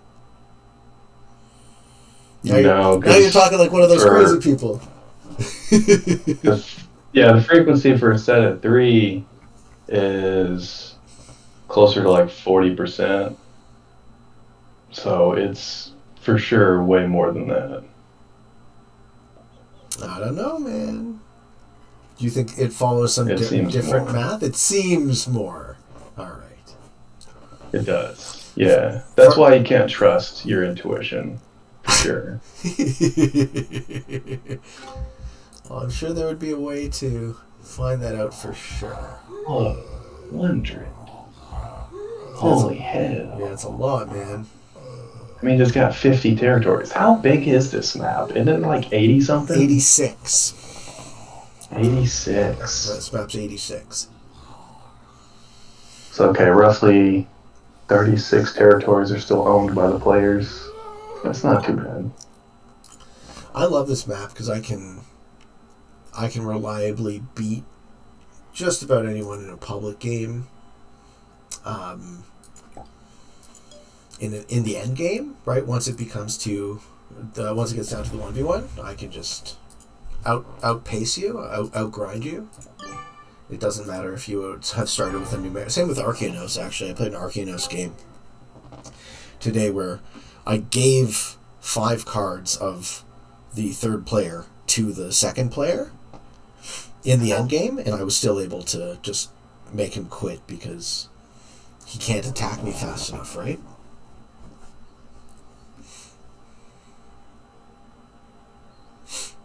Which I guess is a fair criticism of why they should have the speed be balanced, but I feel like it was just a newer player.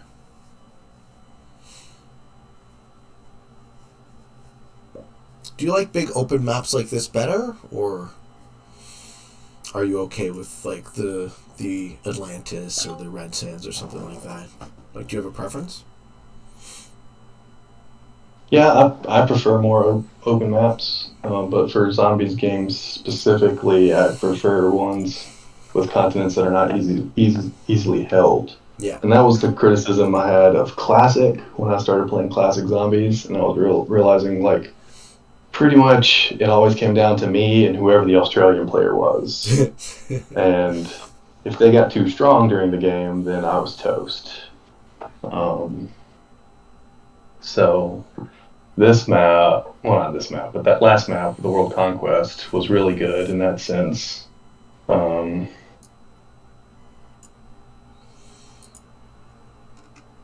So it allowed me to compete more with that Australian player because I couldn't just hold it for free every turn.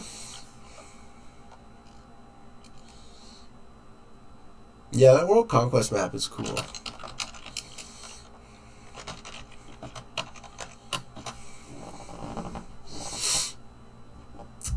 So if I have a set on 3, I should trade it in, right? I probably would. Yeah, just so I'm not food to somebody. So it looks like Orange is upset. I don't know. I feel like Orange is just misdirecting with all these emotes. Let's see. Who is Orange? Oh, he was the white from last game. Right. Yes. So he's in a different color. Different skin. I had no idea who he was. Well, now you know. Does that change anything? It might. I might regret what I just did. Okay. Okay. Hey, do you play any other games? What other sorts of games do you like? I play a lot of board games.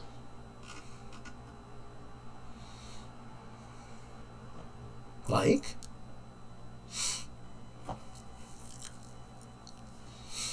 Oh man. Monopoly was my favorite growing up. Ugh. And another favorite was my second favorite was actually Risk. Cool. Like, did you play it a ton? Played it a ton? No, because it's such a long game. But we played it a lot. Mhm. Played it for a long time. Like games that lasted forever. That is the trope about Risk, isn't it? Yeah, and same for Monopoly. Growing up, it's like everyone hated Monopoly because it's like, oh, it never ends.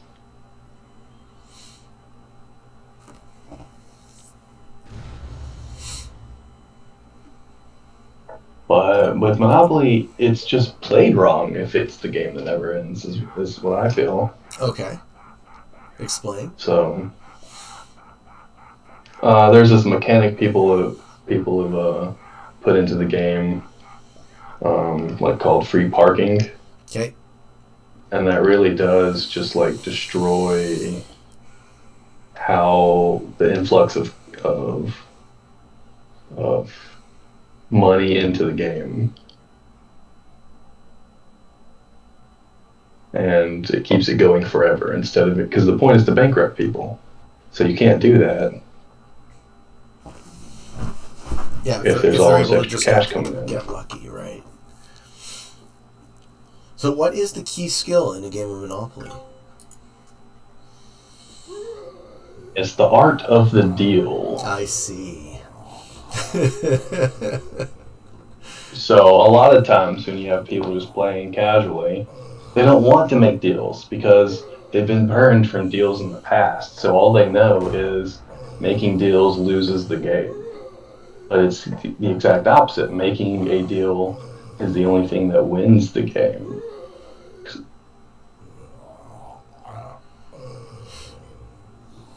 That's the beauty of Monopoly, is making the deal. And what, like tricking the other person into having it be profitable for you? Oh, okay. How the hell are you there? Oh, I see. I see. Well, let me see if this is it. It's not. Okay. Well, now you know. How about this? Hey, now we're talking! Not too Nice. shabby, eh? I know I shouldn't let you live, but... You took my hiding spot. Sorry, bud.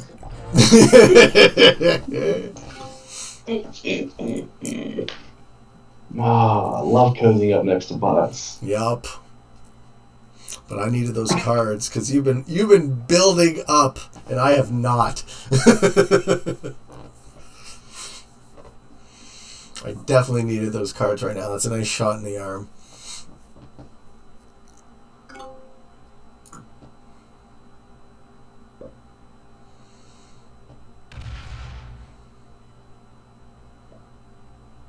I feel like Risk epitomizes the art of the deal for me a lot better. Because I like to work with subtle threats.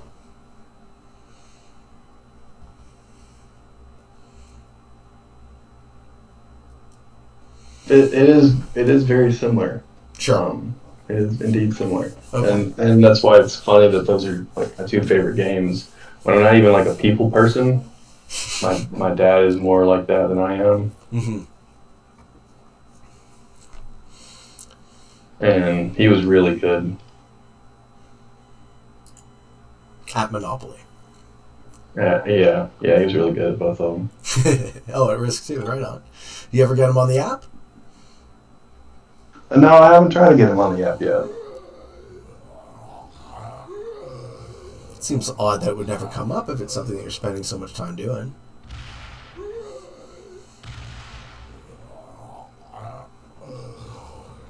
Well, me and my dad were a lot closer when I was a kid. Sure.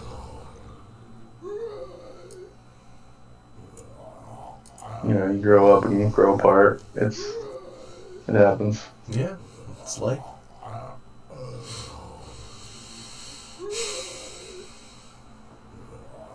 But for me, Monopoly is more about the deal because that's all there is to the game. Right. Like, you collect all these properties, and then the only way to win is to make the deal. Unless you're so lucky and you get what I call like a natural monopoly where you just happen to get all three colors, then oh yeah, good lucky you. But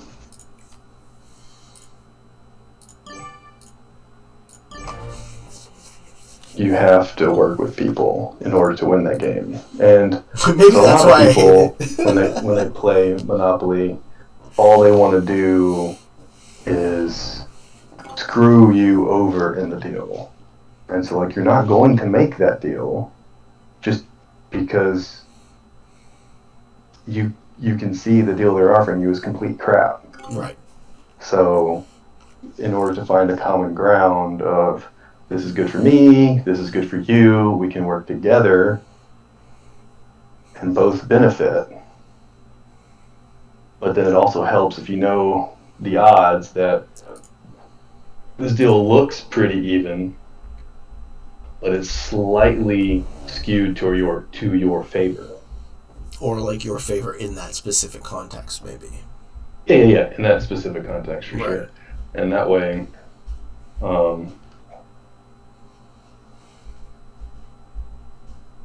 like, it helps making the deal with people, and in that way, Uh-oh.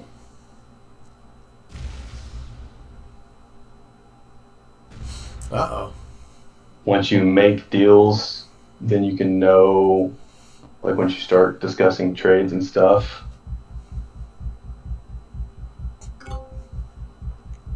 you kind of get a feel for what they find valuable. So once you know what they value, you can work that to your advantage. So that's like a great analog for good neighbor theory, right? It's like you'll notice that a hallmark of good Risk players is that they'll allow their neighbors to hold continents so that they don't have to open up or guard that front, and they can both worry about other fronts. And it's like I regularly see newer players just going ham on their opponents. It's like, oh, I can't let them have any continent because then they'll have an advantage over me, blah, blah, blah. And it's just, that's not necessarily... You kind of want your opponents to have advantage so long as that advantage isn't being used against you.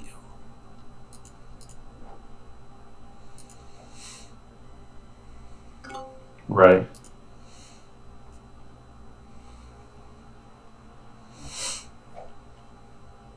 And that's sort of also why I put bots in my ranked games initially, because the bots would break my opponent's continents for me, and then they'd get, in the late game the bot breaks someone's, or in the early game the bot breaks someone's continent and they lose the +2, and then in the late game the player then throws an entire trade into them or something, right? While I can just clean up afterwards.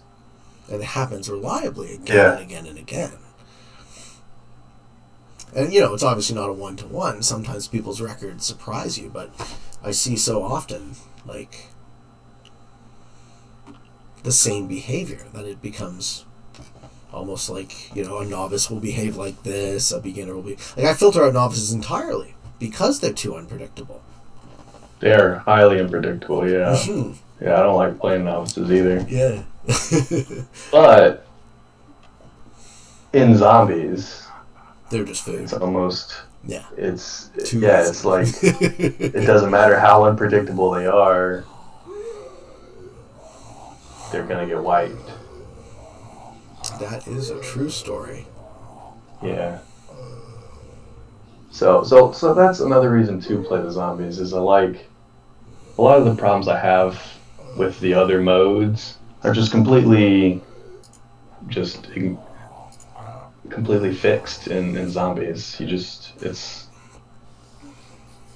And progressive zombies at that. Oh, absolutely. Because bots and fixed can get just so overwhelming. You can't beat them anymore. And I always hate that when people just let bots live till the very end. Yep. Like they're getting so massive, and you're going to lose to them. And especially if that's a player that bought it out, then you're giving them the win that they didn't even play for it. And that's not the case in progressive. You can pretty much always kill a bot. So that was one reason to go to progressive. And then when going to zombies, it's like, it's just a better bot. It's a bot that I can pretty much predict 100% with given the time and effort to go through it. Yeah. Well, it sounds like you're putting in the time and effort, man. I would never be painstaking like that. Yeah. Yeah, but you put the time and effort in elsewhere, just playing a bunch of games, and that probably works better to your favor, because then all those reps that you get are still skill points ranking you up the ladder. Yes, sir. Whereas all the research I do, I haven't moved anywhere on the leaderboard. Right, but you don't care to, right? Yeah, I also don't care, but yeah. I don't think So- you're proving your points to anybody, right? No. I mean, what point is there to prove? I mean, I guess the one point I would like to prove is that zombies can be ranked up with, and then Ares beat me to it. Right. It's like once I found that out, I was like, oh, well, it's been done. Well, you're not alone, though. There's now there's a number of really good zombies players. I love it that we have, like, this place for zombies. Yes. It's been such a, like, neglected and forgotten game mode. Not as bad as, say, 70% for a 5-round rumble. I dislike 5-round rumble, man. I don't get it. You like it? No, I don't like You don't this. get it, I okay. dislike it. Oh, Yeah. same. I don't know why anyone would play 5-round rumble. 70% though is really cool because it's like Prague almost. You can be sneaky, right? You It can- is. Yeah. I love it. Yeah. I love it. And once I saw that whatever round that was, I think it was like 4 or 5 of Q1 2021. I was like, Which map? dude, that is a hidden gem. Just like when I saw the Turkey zombies, it's like that. 70%. Maybe not necessarily Japan map. Okay. Because of your My hill's chicken done. goo that My you hill's like done. to No, talk you're about. still there. Go away. Oh no. Oh no. How do you keep finding me? How do you keep finding me? Go away. Go away. Leave me alone. You knew I was there. But you didn't know I was there. Well, now I do. No. Oh, Yeah, I know. Pete, I'm Terrible. sorry. It's okay. No, don't say that. I don't want you to be sorry. I want you to be somewhere else. Don't do it. I know what you're thinking, and you're not going to be happy if you do it. I know I won't be happy. Well, then don't do it. Just go away, and we'll be fine. We have the advantage of being able to talk to each other. Just leave. It's fine. Go somewhere else. I beg you. No, do what you gotta do, man.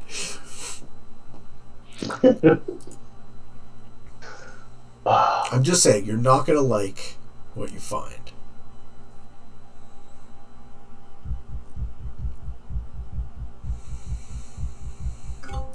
How many? Okay, I'm gonna guess, and then I'll find out at the end of the game how close I am. I want to know how many troops you have. I'm guessing you have something like 250 troops at the moment. That would be amazing. No, you know. Okay, well, no. We shall see. I'm marking this stamp right now, so keep note. You got a 7 on 4.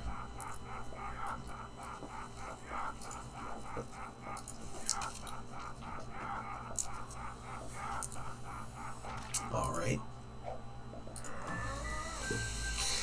Oh, the whole thing, huh?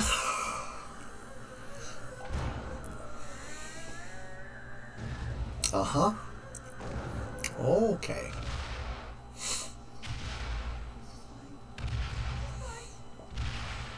Well, damn it! I told you, I'm sorry. No, it's okay. It's okay. But here's the thing. Did you get what that cost you? Let's see. I think I did. Okay. I hope you did. Is that it of you? That's all you had left. Okay, you needed that. Now I see what's going on. You were almost dead. Yeah, all my other stacks. Every one of my other stacks, everyone is chipped away at. You're slowly. about to die. Orange went. Well, I hit orange, and then he basically wiped me out of South Africa. So you're gonna have that 9 stack, and then you're gonna spawn back up. Okay. Huh. Well, I'd love to tell you where everybody else is, but I won't. No, I know Do you? where pink and orange are. At least some of them. Okay. I love the Unless zombies. orange finds me. If orange finds me, that's it.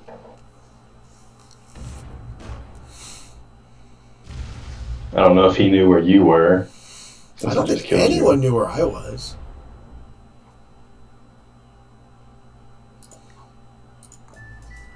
So, like, right now I'm looking at my cards. I've got Ireland, it's a zombie. Peru, it's a zombie. Finland, it's a zombie. Korea, it's a zombie. Kamchatka is a zombie. All those territories of cards I have, they're all zombies. So you can infer by that nobody holds a large chunk of territory, likely. Yeah. I see. But orange just traded That's a good in. deduction. So I'm not going to hunt for him. So I'm going to have to hunt for pink. So orange is just wasting out his time, so no one knows what he's doing. Oh, I know exactly what Probably- he's doing. It's on video. Probably taking like one territory. Ah, damn, pink traded too? Yep. Oh. Yeah, I guess they're looking for me. I guess that's what they're doing. They're looking for each other, too. If they find me, it's toast. If they find me, I'm toast.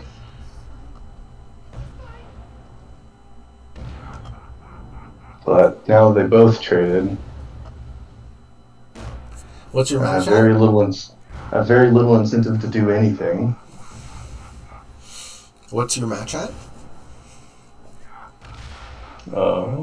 95.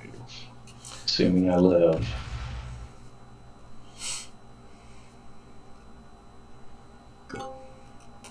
Where'd you live? Oh, no freaking way. No freaking way. I did not see that coming. Yeah, you thinned yourself out, but that 9 stack was just enough to live.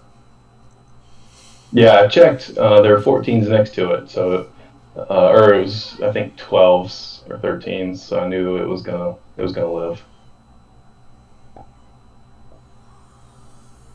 That's why I was not worried. Well, I'm very happy that I can contribute to your success.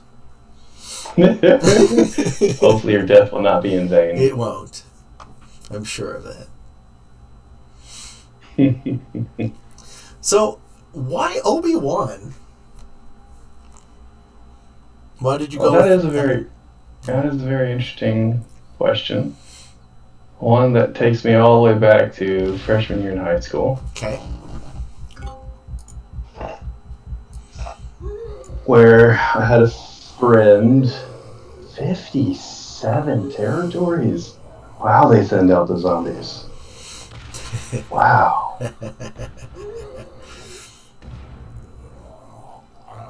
I'm loving Wow. your reactions. Because you can almost tell what I can see without seeing it, which is very useful. How can I see what you're seeing? No, but I mean almost, right? You can infer based on, right, all of these data points that they do give you. Yeah. Well, I know where they're not, and I know where I see the zombies attacking.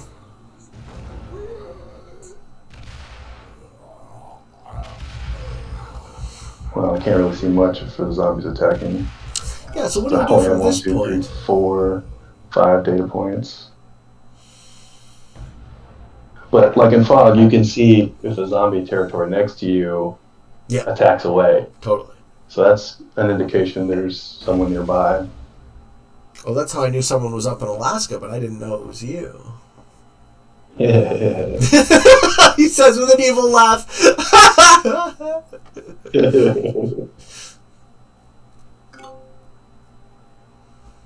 Yeah, I was hovering because I was at Storm, right? It was in Storm's base in the United States. Yep. And then you killed her and took me out. So then I had my other stack, I think, hidden in what's the name of it? There's territory. It's Svalbard. Okay. And so I brought it, and so then I brought it over. Since I knew where you had a large majority of your position. I'm a sucker. Fell right for it. Tried to establish a base, and it just came to me too late.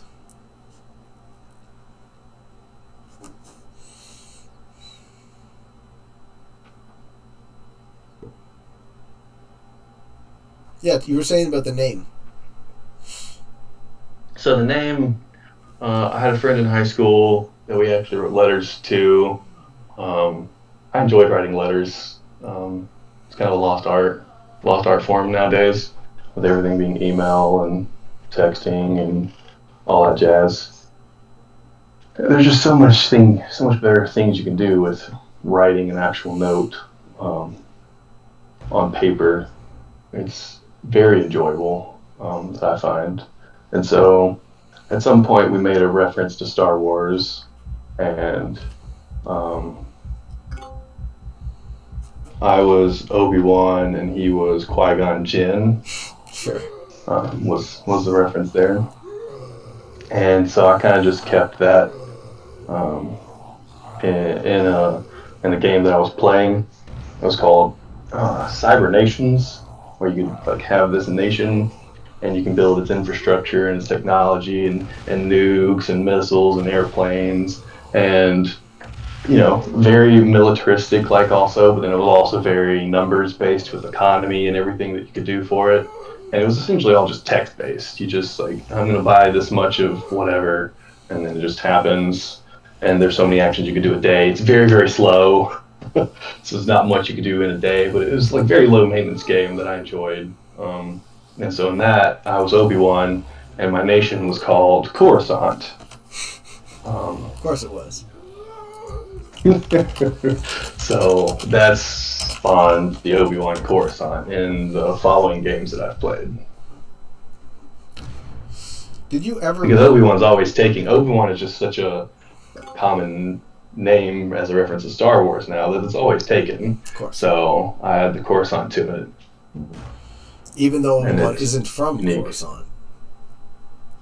Even though what? Even though Obi-Wan isn't from Coruscant. Not anymore. I see. But originally, that was canon, yeah. They've changed it. Oh man. So did you enjoy the prequels? Now we're asking the tough questions on this show, all right? Did you like the prequel trilogy? I was a kid, right? Sure. So the prequel trilogy to me was fantastic. Okay. There was this pod racing stuff. It was great. Yep. I loved it. I liked it too. Oh, look at that. Look at that. You did a lot better than them. They were fighting each other, man. I figured. Yeah. But where's the other one? Well, find out. Oh, he has moved.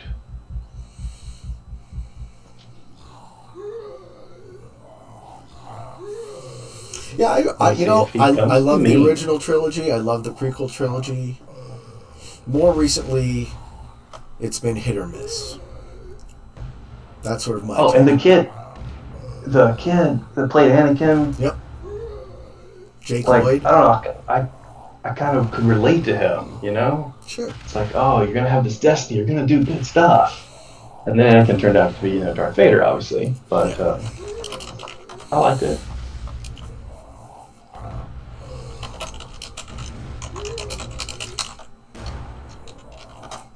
And I liked Obiwan. He was my favorite character, obviously. Mm-hmm. That I could relate the most with. Like, he was still a teenager, and didn't have this huge responsibility of basically raising a kid. Like, holy crap! Like, I didn't have anything like that in my life, but it was still like a lot. And the uphold truth and justice and everything. Oh my goodness, he didn't do anything. He wants me to come to him. Uh-huh. Oh.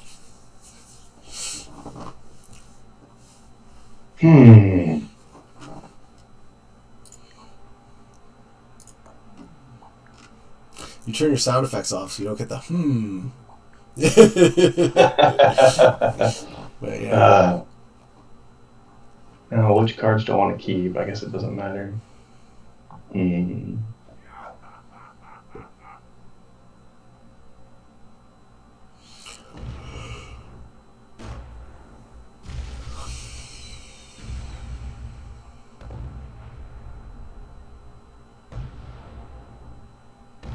Where is he hiding?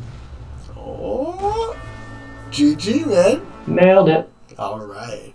It's like I zeroed in right to him. It's almost like you do this a lot. It's like a sixth sense for sure. Yeah. I can't believe how weak they were. That's great. Yeah. Man.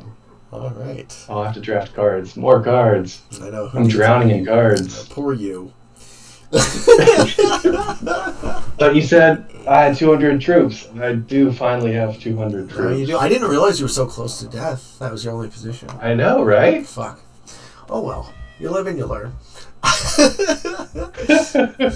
All right, before we end the show, is there anything left to say that you didn't get to, or maybe want to promote or share with the audience? Draw people's attention to? So the biggest thing was just the Dysod's thing, the one that Spike made was a really good calculator that I helped with. Link me, please, to all this stuff. Formula. Yeah. I'm sure I can send you a link to that. And then the ranking thing, I think all the losers should lose points and just the one winner win points, and it should be scaled appropriately for 1v1 versus 6 player. That's huge. Yeah. And I have it's basically a Google Sheets that has that sort of suggestion that I have posted in the suggestions to the dev. So I've contributed to it. If they're super busy with all the stuff that they have to do, and I do not envy their job at all. And they do listen to some feedback and players and stuff, so hopefully that is one that they will kind of take to heart I know it is something that they want to improve on, and I do fear the types of suggestions that they're going to listen to. Right. It's just going to be like activity based, so like just play enough games to do whatever, and like the leaderboard will still be meaningless. Like I want, like if they're just going to have one leaderboard, because I know a lot of people are like, oh, multiple leaderboards, but if you have multiple leaderboards, where does it end? It's like if you have one separate leaderboard for 1v1 and one separate for multiplayer, well then 3-player becomes the best because of the way it's scaled. So now you just want to play 3 players. And it's like, okay, well then you split 3 players off. Okay, well then 4 becomes the best. And now you have 3 leaderboards. And then you come with 4 leaderboards. And then 5. It's like, oh, and then you have fixed leaderboards or progressive leaderboards. It's like, where does it end if that's the route they go? Mm-hmm. And I think it's just simpler to scale the games more appropriately, such that 6-player earns enough to be worth being a 6-player game. And that they don't currently are rewarding 6-player enough. But then on the flip side, if you get last in the 6-player, it is huge through no fault of your own, getting 6th place. Oh yeah. There are 5 other peoples that just went after you, and you die like turn 2 or 3 before you can get a set. Like that's not your fault, and you get dead last and lose like however much. Like it's an enormous amount because they have such a high multiplier. Because that's what the K factor is. It's just a multiplier. So they've increased the multiplier for the 6-player games. Well, so that means you gain, right? But then you also lose the same multiplier. So the ratio of wins still has to be essentially the same as a 1v1. And that's the largest issue, is you can't have a same win ratio in 6 players you can in 1v1. So that part is the part that needs to be adjusted. And so the way they calculated the ELO is they just averaged it against all of your opponents. It's as if you were in a 1v1 with all the opponents. Right. And that's the part Buck had correct, is they do kind of analyze it 1v1 like that. He was just off with like the amount of skill points gained or lost. And it would be awesome, I guess, if it were 160,000 for everyone. So if you played a 6-player game, it would be as if you had won 5 1v1s and you could get an appropriate amount of skill points. That is what I'm suggesting. But then also on the converse side is if you get last, you don't lose that many skill points. It would be a ginormous swing. And still people wouldn't play 6-player because it still would not be worth it. So if you have all the other players lose that lost, you can divide all of those losing skill points amongst all the players that lost. So then that way losing isn't as detrimental, because you're going to lose. If you're playing equally skilled opponents, you should only win 1 out of 6 games. Yep. Right? And you would want to hope that you all can the other play games should be losing, and you lose skill points, but it should be like roughly the same from 2nd to 6th. Like just a nominal difference, because I mean 2nd should be better than 6th, but you should still all lose points because you all lost. Collectively together, you lost.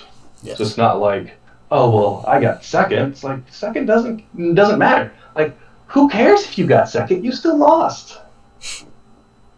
And if they divided up how much people lost skill points from 2nd through 6th, then playing the free-for-all would be more worth it, because you have all of this to gain, and you'll still lose an appropriate amount when you are 2nd through 6th, because you're going to get those, but it's not like just so killer and like demotivating when you get 6th and lose all that hard work is gone. Yes. Right? Yes. So if they made 6th place not as detrimental, I think that's the biggest thing to making 6-player free-for-all work for ranking up. And then also making it such that the expected win ratio is not having to be equivalent to a 1v1. And I fixed all of that in my proposal and my suggestion to them that I hope they take notice of and realize. And if they have questions and concerns about the proposal, I'd love for them to come to me and say, hey, explain this. Why'd you do this? Where did this number come from? Because I have a reason for every factor that I put into that spreadsheet. Whereas their numbers, I don't know what their justification for the scales that they had, where they just slightly scaled up 6-player versus 1v1. It's like 6 players like almost double the amount of points for a 1v1, but you're playing 5 times the amount of opponents. It doesn't make sense. Right. Well, yeah, the ranking system is going to incentivize whatever it incentivizes, and then players who are interested in ranking up are going to game that system by definition. So, and that's their like argument for not releasing the ranking system. Oh, well, then people are going to game the system. People are already gaming the system. Oh yeah, and it's like you didn't realize what your system promoted. And so because you don't realize what it's promoting, you don't know the outcome you're going to get.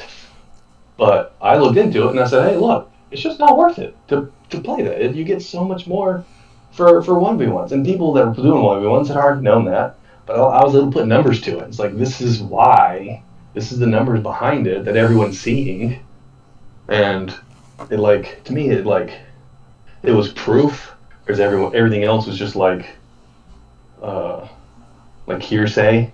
It's like, oh, we just believe it because psychologically you can believe things that are wrong from first-hand experience. Doesn't mean it's true. And I was able to kind of like prove that with the numbers, and it explains why you're seeing what you're seeing. And I don't know if they did that analysis to know like this is what the ranking system is going to promote. And after all this time, people have figured it out, and they're now doing that. Even though not everyone knows the exact numbers behind it, it's what has happened. And it's right or wrong or indifferent, it is what it is. And I would just like to see it promote free-for-all. That would be my goal. I love fair competition, so I'm with you with that, I want the game of Risk to grow. I want people to enjoy it how they want to enjoy it. I want the rank to reflect something real. And we're always iterating and working and making it better. Together we'll help give the devs our honest feedback, and they'll take with that what they will, and hopefully we have a bright trajectory. It's not like I have anything against 1v1. I'm fine with 1v1. What I'm against is the noob farming that the system allows. Right. And we have these ranks for a reason. In most games where you have a rank, you can only play players of similar rank. To be the best boxing champion, you're not going around beating up on people on the streets. It's like, oh, I'm the best boxer because I can beat up some random person on the street. No, that's not what a boxing champion does. He plays what everyone else considers his best opponent. Right. So the people that are playing 1v1 should be playing other players of their skill. I agree. And that would make for better competition. The game would be better for it. If I'm not anti 1v1. I just want to see better experience. And I think a better experience would be playing better competition. And you could do that either 1v1 or free-for-all, however you choose. You should be able to have the choice, but they should be equivalent, sort of like the mobile versus PC. PC has the advantage. Well, free-for-all versus 1v1. 1v1 has the advantage. Want to even the playing field. So make it more equitable. And how they did it for slowing down PC, I don't agree with either. I don't think PC ever should have been that fast to begin with. Yep. But once they made that change, people got used to it. They didn't fix it. If it was a bug, it should have been fixed, right? Yeah. And so to wait that long before they sort of nerfed PC, I don't know, it was kind of a little too late for that, I think. It hurt. It hurt real bad. It hurt real bad, man, to see what could be. You know, like, I want the limits of my own mind. Ultimately, I want the interface to be so good that my mind is the only limit and my technology isn't. But maybe we'll get there. You never know. Hey, man, that was great. Thank you so much for chatting with me. I'm sorry I rambled there at the end. No, it's good. That was great. Is there anything else you want to get to just before we sign off? Did you while you still have the floor? That was my soapbox. You let me have my soapbox. I appreciate it. Anytime. I'm very happy to. You've helped me a lot, and I really enjoy. We don't get to play a lot, but I was grateful for the lessons. I think you're the first. Yeah. I think you're the first guest so far to win their games. Both of their games really? on the show. Yeah, I don't think anyone's won 2 games back to back. So that's also a noteworthy. Maybe I'll go back and I'll check, but I don't think anyone else has won all of their games. Put it that way. And that goes back to my point of how much skill this takes, in my opinion. It's super highly skilled. Yes, it is. It's sure very niche, I guess. Yeah. You know? But it's a skill nonetheless. Indeed. Well, I'm going to sign off now. Thank you guys all very much for watching. If you like the work I'm doing on YouTube and are interested in getting better at the game of Risk, I have a daily release schedule. Fridays we play a fixed game, and usually on Wednesdays we do this show, the podcast-style interview show. I'm going to release it tomorrow, which will be a Thursday, so we're only one day late. And every other day is whatever I feel like. So if you are interested in getting better, I invite you to subscribe to my show and come along this journey with me. And until next time, for all of you on the path to world domination, good games and good luck.